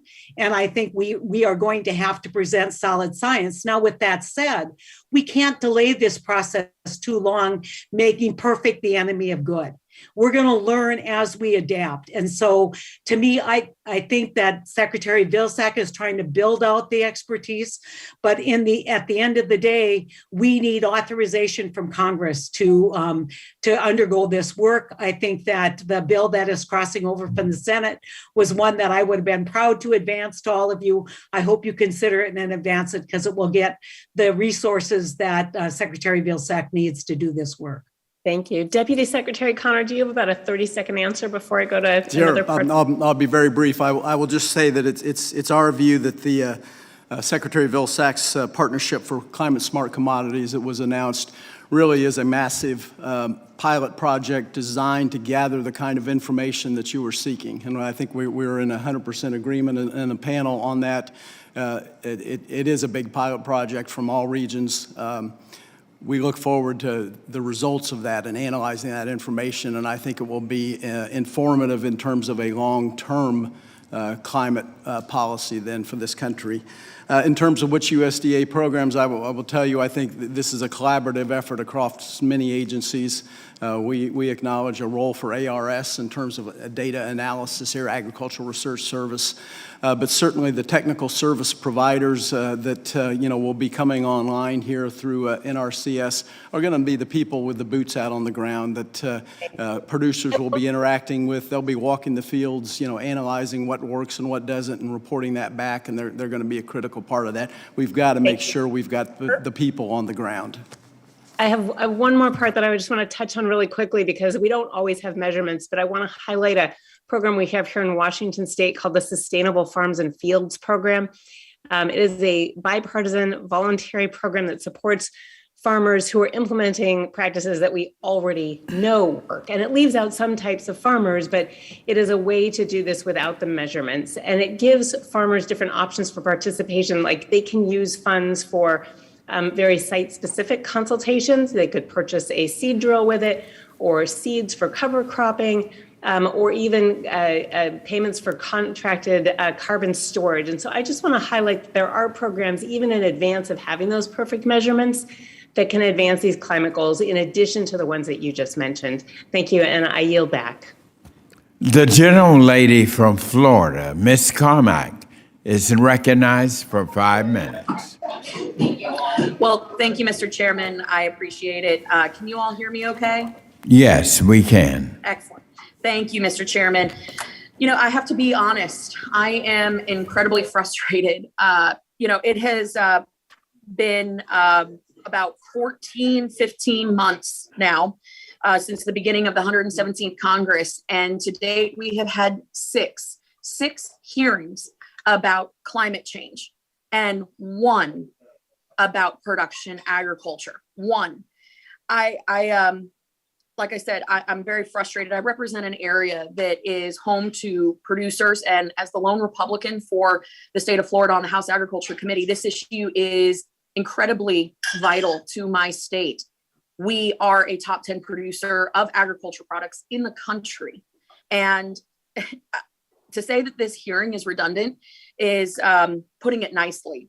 It really does betray the really serious, dire needs of our producers that they're facing right now with fuel, input costs through the roof, labor concerns, taxes, regulations, red tape.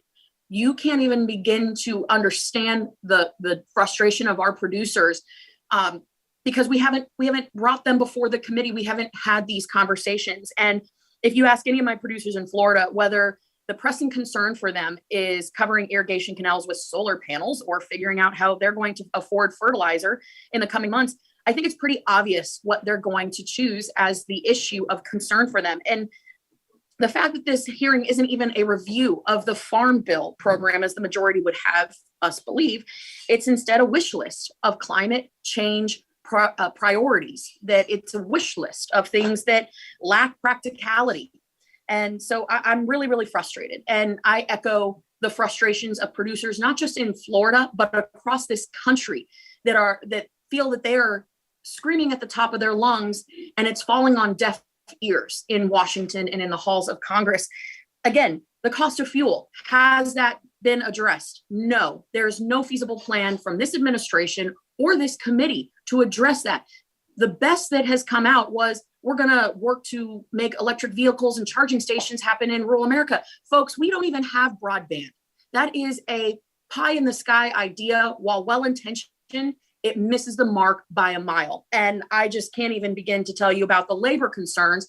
Just even 2 weeks ago, having to work to process applications for H-2A workers because we had blueberries. It's blueberry season in my district, and they have no help in order to pick the blueberries.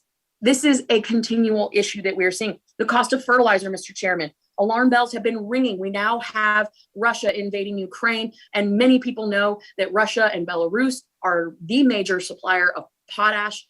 And when I speak with our producers, they're facing issues of regulatory hurdles here in the country. And then you look to our Canadian friends who, when you look at the Canadian Pacific Rail Line, they're looking at a strike. What are our producers supposed to do in the face of input costs that make doing business unreasonable?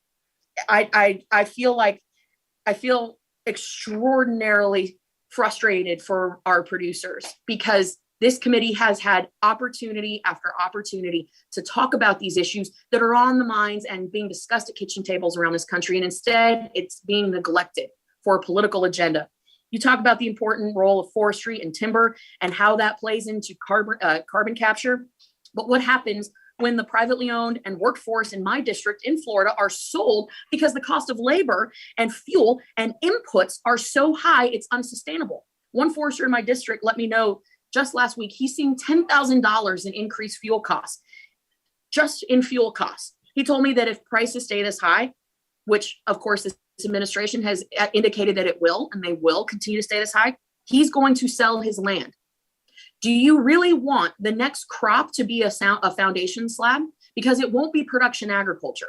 And I think there needs to be a come to Jesus discussion in this committee about the future of agriculture. And I'm not talking about climate change. I'm talking about production agriculture. And if any person on this call has eaten today, you should be concerned about production agriculture in our country, which is a national security concern. I cannot believe that we are picking and choosing the issues that are of national security concern for every American, regardless of where you live in the country and what box you check. Mr. Chairman, I apologize. I respect you. The gentlelady's time has expired. The gentleman from California, Mr. Panetta, is now recognized for 5 minutes. Thank you, Mr. Chairman. I appreciate this hearing, and thanks for all of the witnesses and your testimony, and of course, all of your work to highlight what I do believe is an important issue. Also, of course, I want to thank Dr. Humiston for everything that she's done for my district on the Central Coast of California and for the state of California, the #1 agricultural producing state. Look, I think we can all sympathize and empathize with the concerns and frustrations that my colleague from Florida just expressed. However, I would disagree with her in the sense that this isn't about politics. This really is about policy. Policies that we're talking about to deal with a very pressing issue amongst many that our people in agriculture have to deal with. We get that. But this is a time that we can talk about what type of policies we can put in place going forward into the 2023 Farm Bill, dealing with climate change and how it affects our agricultural producers, not just in Florida, not just in California, but throughout the entire country. Now, look, in my district on the Central Coast of California, as I always say, we have a lot of bounty and we have a lot of beauty. And with our bounty, we have a number of specialty crops. You name it, we grow it. I cannot stress that enough, especially in the Salinas, the Pajaro, and the San Juan valleys. When it comes to our beauty, we got a national park, we got a national monument, we got a national forest, we got a national marine sanctuary, for Pete's sake. But that leads to my third B. What that B is having a balance. What is the type of balance that we need to have to be concerned with our environment, but continue to produce the fresh fruits and vegetables that my agricultural producers do? It takes a lot of work together. It takes a lot of work coming to the table and making sure our producers are at the table to talk about the protections for agriculture, for ag workers, and yes, even for our environment. Because trust me, what I like to remind people, if anybody wants fresh air, clean water, and healthy soil, it's those that work in agriculture. Now, Dr. Humiston, I was lucky to have time with you yesterday in my office to have a good conversation. I want to focus on something in regards to that you mentioned in your introduction about rural designation. Basically talking about how that has severely impeded the ability of our communities and our farmers and ranchers to benefit from many federal programs, even those programs aimed at strengthening our rural communities. Briefly, can you discuss further the need to revisit the definition of quote unquote rural and elaborate a little bit on how the current definition limits climate smart investments in rural economies that unfortunately don't meet the unrealistic criteria that can be imposed on them to meet the designation of rural? Thank you, Congressman. I appreciate the question. And if you'll indulge me for 30 seconds before I answer that, I just want to say that I too understand the frustration of many people have expressed today. My father currently manages our family's cattle ranch in southwest Colorado, a family farm that could only support he and my mother as an economic institution.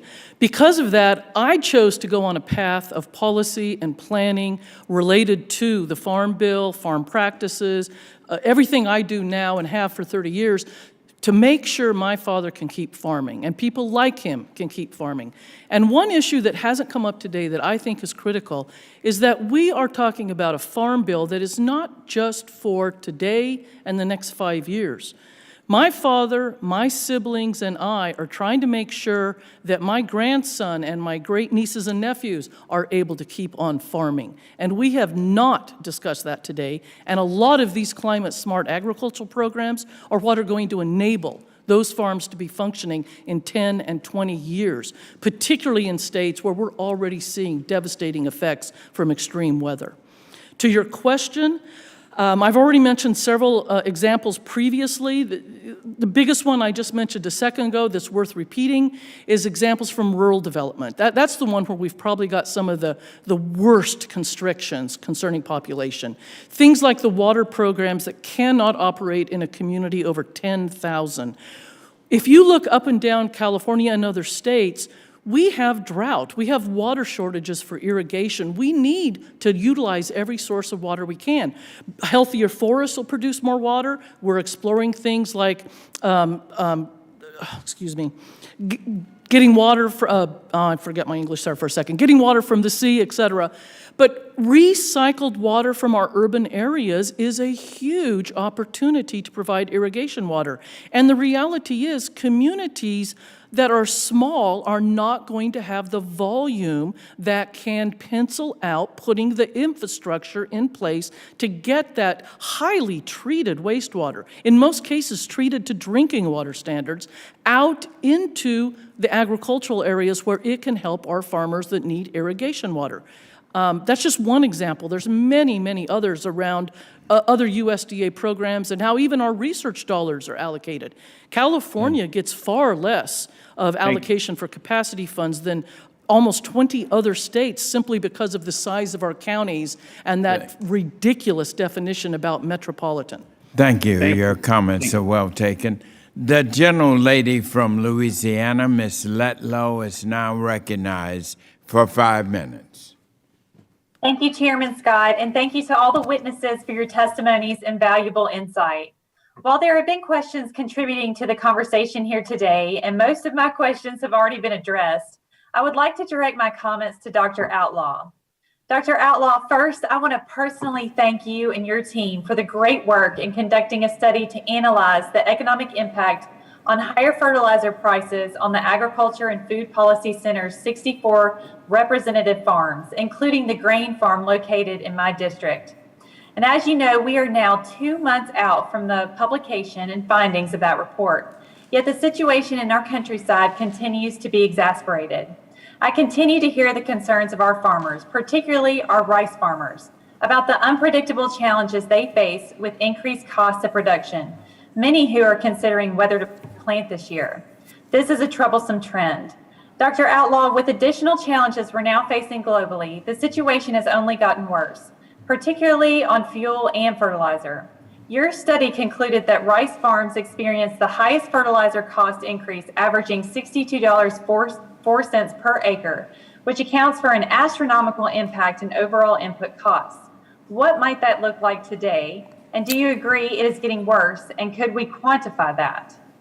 Yes, I do agree it's worse.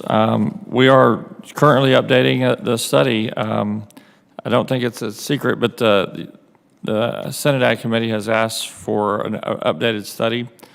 If it's a secret, it's not anymore. But the reality is that when we did that study, we had pulled numbers as of the end of the year, and the first couple of months of this year, conditions have deteriorated even more. So I would suggest that the estimates we gave you are probably 20 to 30 or maybe even more percent lower than they will be next time. Well, thank you again for your dedication and expertise in evaluating farm policies and applying them to our hardworking farmers and rangers on the ground. Mr. Chairman, I yield back the remainder of my time. Thank you. The gentleman from Georgia, Mr. Bishop, is now recognized for 5 minutes. Thank you very much, Mr. Chairman. Thank you, Ranking Member Thompson. Thank you both for holding this hearing, and I want to thank our witnesses for coming and the great information that they're bringing, and extend a special welcome to Senator Heitkamp. I want to put on my hat as an appropriator. Through the FY22 Agriculture Appropriations Bill, USDA is going to receive significant investments to research sustainable agriculture systems and to identify solutions to help the agriculture industry as it constantly evolves to mitigate and adapt to climate change. The examples include the NRCS's Comet Farm the Forest Service's Forest Inventory and Analysis Program, the ARS Research Labs, the USDA Climate Hubs, NIFAS Extramural Research Initiatives and Extension Activities, ERS research reports, and statistical and spatial data from the National Agricultural Statistics Service. These USDA agencies, along with the offices of the chief economist and the chief scientist, conduct research for producers to have better data for better decisions. I'll start with Mr. Connor. Can you tell me, and I'd like for the other witnesses to answer this as well, is additional research needed to better understand how climate change will impact farmers, ranchers, and forest owners? And are there additional needs for improvements for existing research tools? And how can USDA help close these knowledge gaps? Congressman, I appreciate the question. I believe there's a substantial role here that you've identified on a number of these programs. Let me just say that, we encourage USDA to focus, and I believe they are on this path of measurement and better data collection. And this has been a bit of a theme through this hearing of the need for this. It really is sort of holding our, us back in terms of proper representation of farmers out there, because we just don't have that good measuring consistency of data, how it's collected. I would also say something significant from our standpoint is the number of soil sampling reference sites out there, which are critical, again, for gathering data to determine carbon uptake and these sorts of things. Additional dollars to expand those number of sites, again, to make sure that these programs are not just benefiting one area or one group of farmers, but very, very broadly dispersed. I think that's a critical element of that as well. And finally, I will just say, generally speaking, we really encourage you as appropriators to recognize the role of the Agricultural Research Service and the role that they play in here in terms of that research that ultimately USDA puts on the ground and puts in the hand of farmers. So thank you for all your work, Congressman, on the Appropriations Committee. I know this has been a tough slog, but there will be a great outcome from this, we believe. Yeah, and I would add to that. Any other witnesses? I would add to that there's some very exciting developments in new technologies. We've mentioned robotics and drones, but one example that I would highlight is a recent grant we received that is jointly University of California, University of Illinois, Cornell, and the Agricultural Research Service, looking at how artificial intelligence can help us improve every aspect of our food systems, from production through workforce, distribution, processing, et cetera. And that's just one example of how, again, we can find these ways to utilize the different agencies and find new technologies that will help us achieve our goals. If I can just chime in here too, I agree with the other two witnesses and appreciate the question from the congressman. USDA does have a lot of data. We would hope that the missions can share that data in common units, aggregate it, analyze it, and make sure it's anomalized.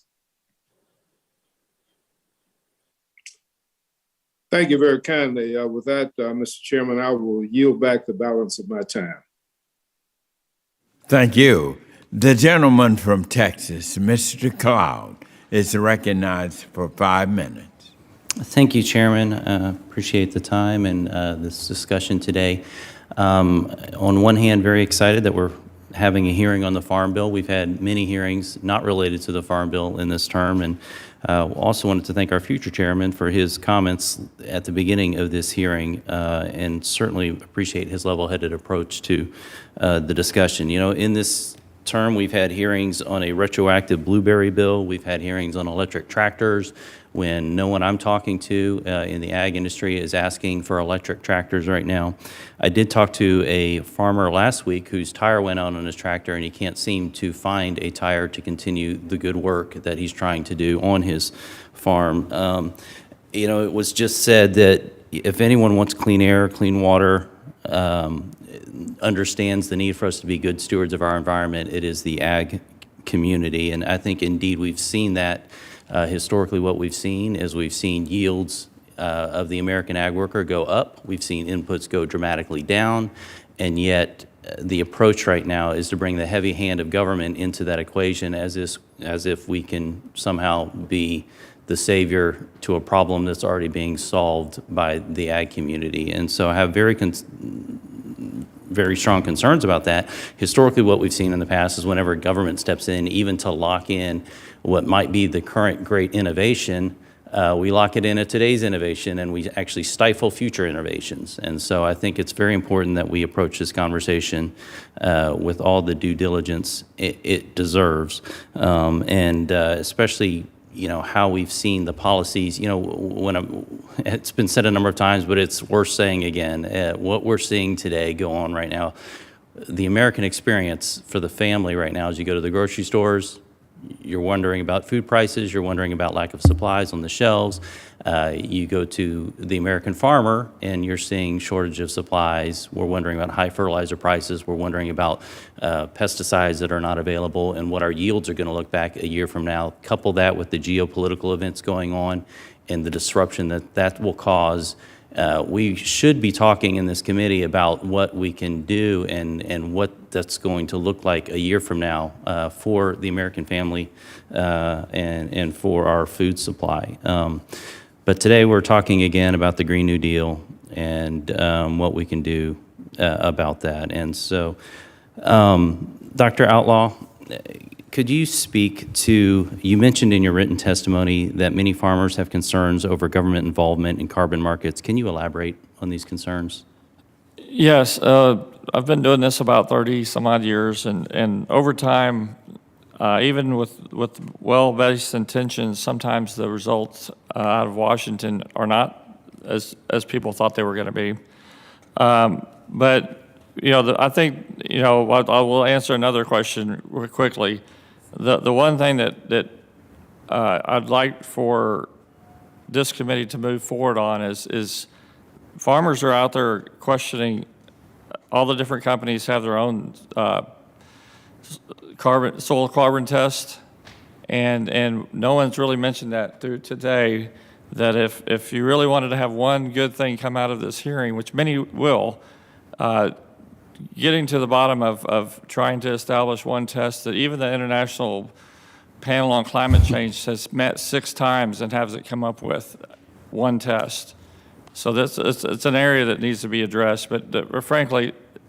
Yeah, that was going to be my next question, actually. If there was one way to measure carbon, but you're saying there's not a uniform way, lots of people are doing it different ways, so it's hard to have real It leads to solid data. a tremendous amount of confusion why each company has their proprietary methods that currently, and you know, it seemed like this was a really good function of the federal government to kind of come up with, this is a measure and we're going to suggest people use this measure. It would seem to me, in what we've seen in the past, of course, when the government intervenes into things like this, and indeed in carbon markets in the past, you know, what the promise is to the American ag worker is, hey, you'll get some sort of financial benefit out of this. What typically it seems to have happened is that we take $10 out of an industry, about $9 of that ends up in a bureaucratic regulatory investigator bundle, and about $1 of that might go back to the ag worker. And so what the ag worker ends up trading for their small pittance, in a sense, is a heavy-handed regulatory effort that throughout history would seem to be not worth, it's a dance with the devil, so to speak. Would you Just to give be your thoughts clear, on that? everything's voluntary so far, so producers have a choice, but you're right, they're not acquiring very much money for this. The gentleman's time has expired. The gentlewoman from the U.S. Virgin Islands, Ms. Plaskett, who is also chair of the Subcommittee on Biotechnology, Horticulture, and Research, is now recognized for 5 minutes. Thank you so much, Mr. Chair, and I want to thank you for this hearing and all the hearings that you've held, which are important to the American people, and along with the subcommittees, which you are the ex officio chair of, really provide the support and the underpinnings for the Farm Bill that we are going to be working on. Ms. Duncanson, I wanted to ask you a question. In the appendix of your testimony, you suggest that soil health improvements should be built into the federal crop insurance program, into their rating model. Would this change be intended to replace the current rating model, or would it just be an alternative that farmers could choose?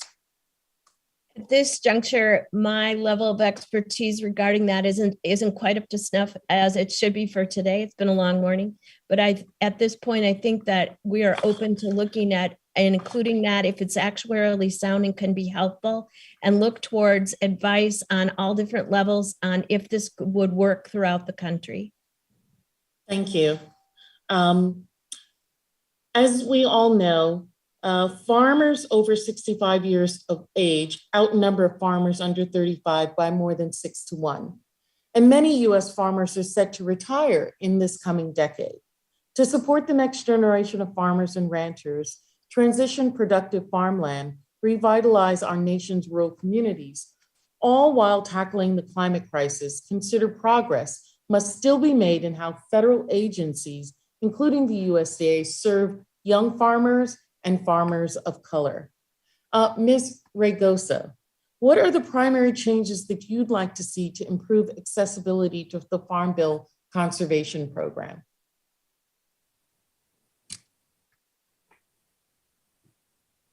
I would like to see more trained staff that are trained for working with small diversified farmers and farmers of color that are able to provide that technical assistance that they need to access the programs. As also, I know that for our farm, we have participated in a lot of different programs, but that's because we've been working for a long time with, and I think if we had relationships set up with like the Young Farmers Coalition, working with those different groups that already have good ties with the communities, would also increase participation. Thank you. Thank you for that. I agree wholeheartedly with you. I know in my district in the Virgin Islands, the concern is the amount of, not that the individuals who are there at USDA are not competent or helpful, but they are overwhelmed and can't really provide the support that's necessary for the amount of individuals that want to go into farming or the amount of technical assistance that they need, from bookkeeping to precision farming across the line. So I think that work, along with work with our cooperatives, is really important. Mr. Connor, in your testimony, you mentioned expanding Rural Energy for America program, REAP, eligibility to include cooperatives. Can you explain how this would better enable investments that address climate change, and are those investments limited to one technology? Congresswoman, I don't think they're limited to one technology. The REAP program is a very valuable program, and it has provided a variety of different types of assistance to date. It is a highly underfunded program, and so one way to have an immediate impact is to adequately fund that program, and again, that money could be distributed and the benefits received in very, very short order. For us as cooperatives, as you know, we are, particularly in the livestock and dairy sector, we are a big presence, processing as much as 70 to 80% of the milk produced in this country. We are on farms and ranches every single day, and we believe there could be a role going forward in terms of managing the manure and circumstances that are creating greenhouse gas circumstances for co-ops.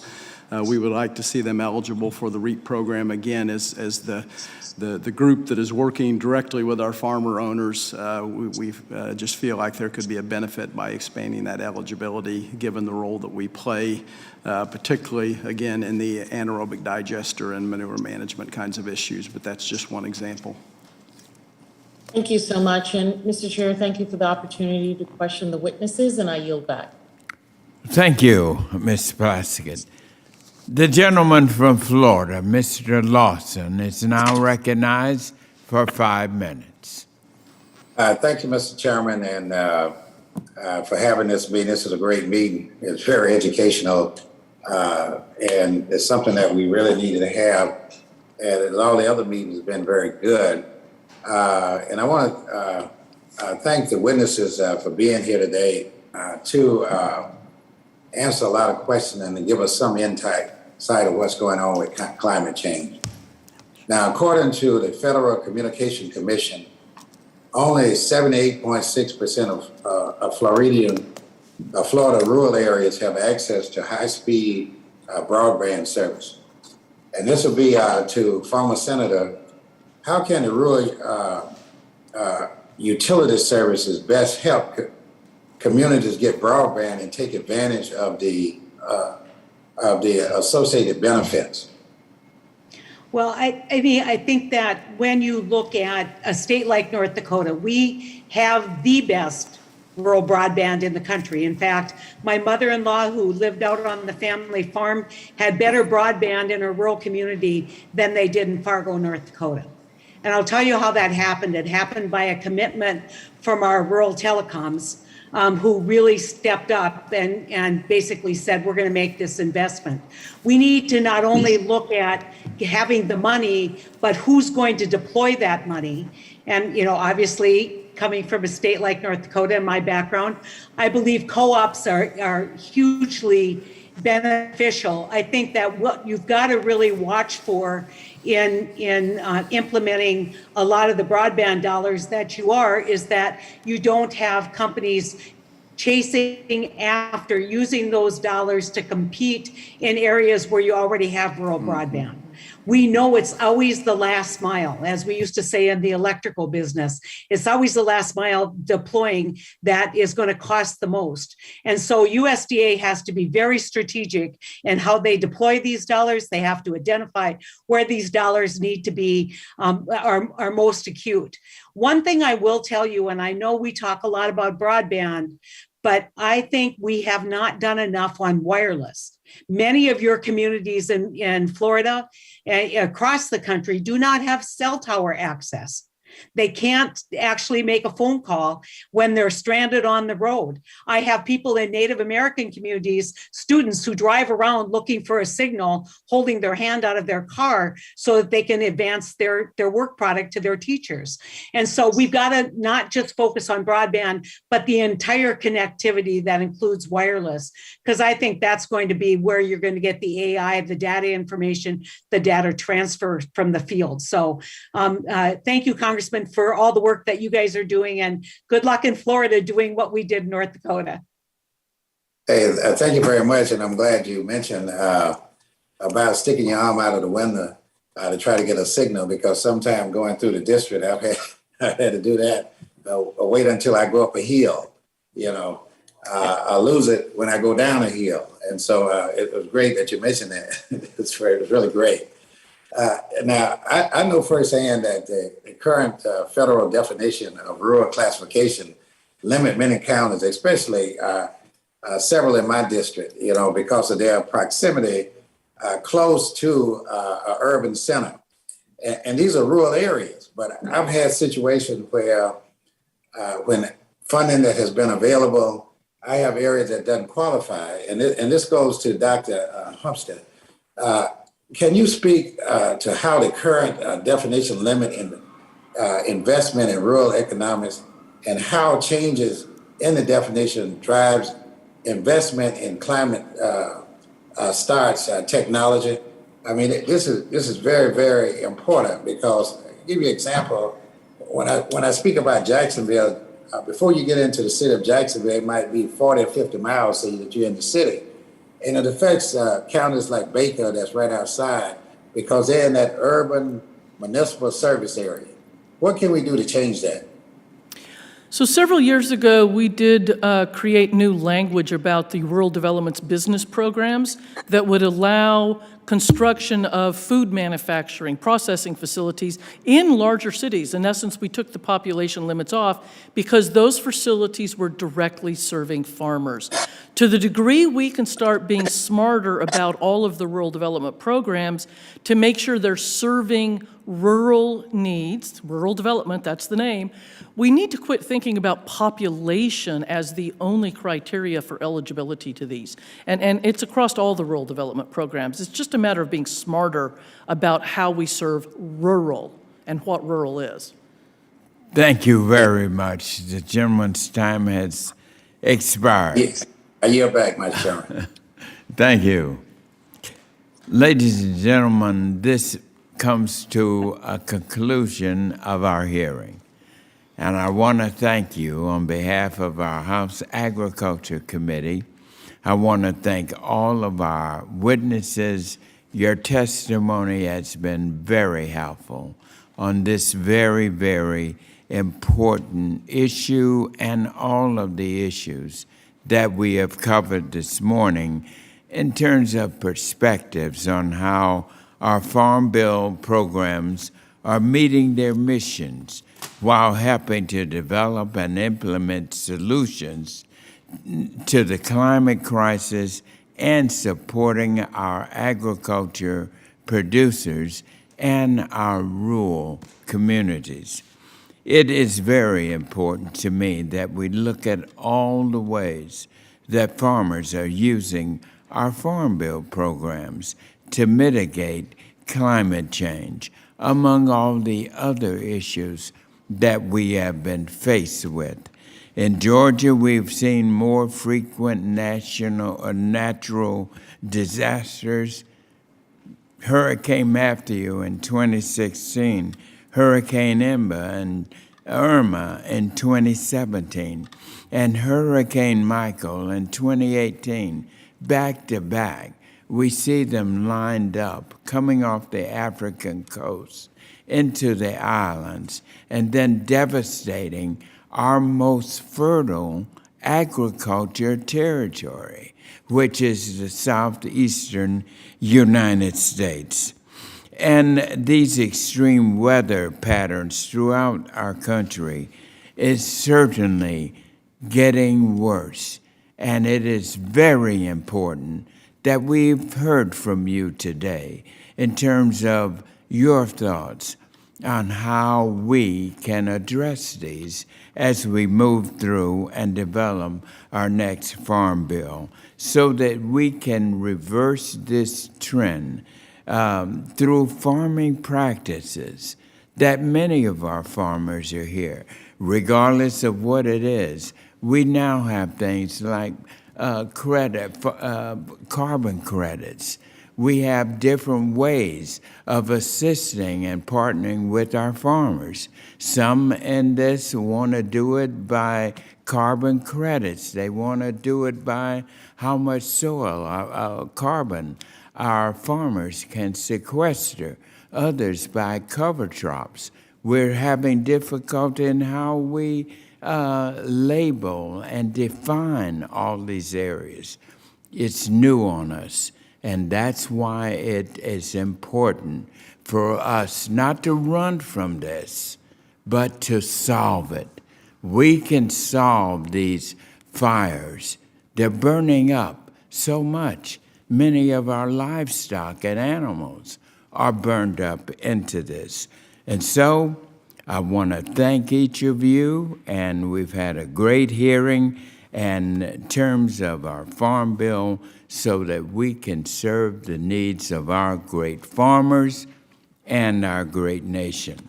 And so, under the rules of the committee, the record of today's hearing will remain open for 10 calendar days to receive additional material and supplementary written responses from our witnesses to any questions posed by a member. And so, this hearing is now adjourned. Thank you.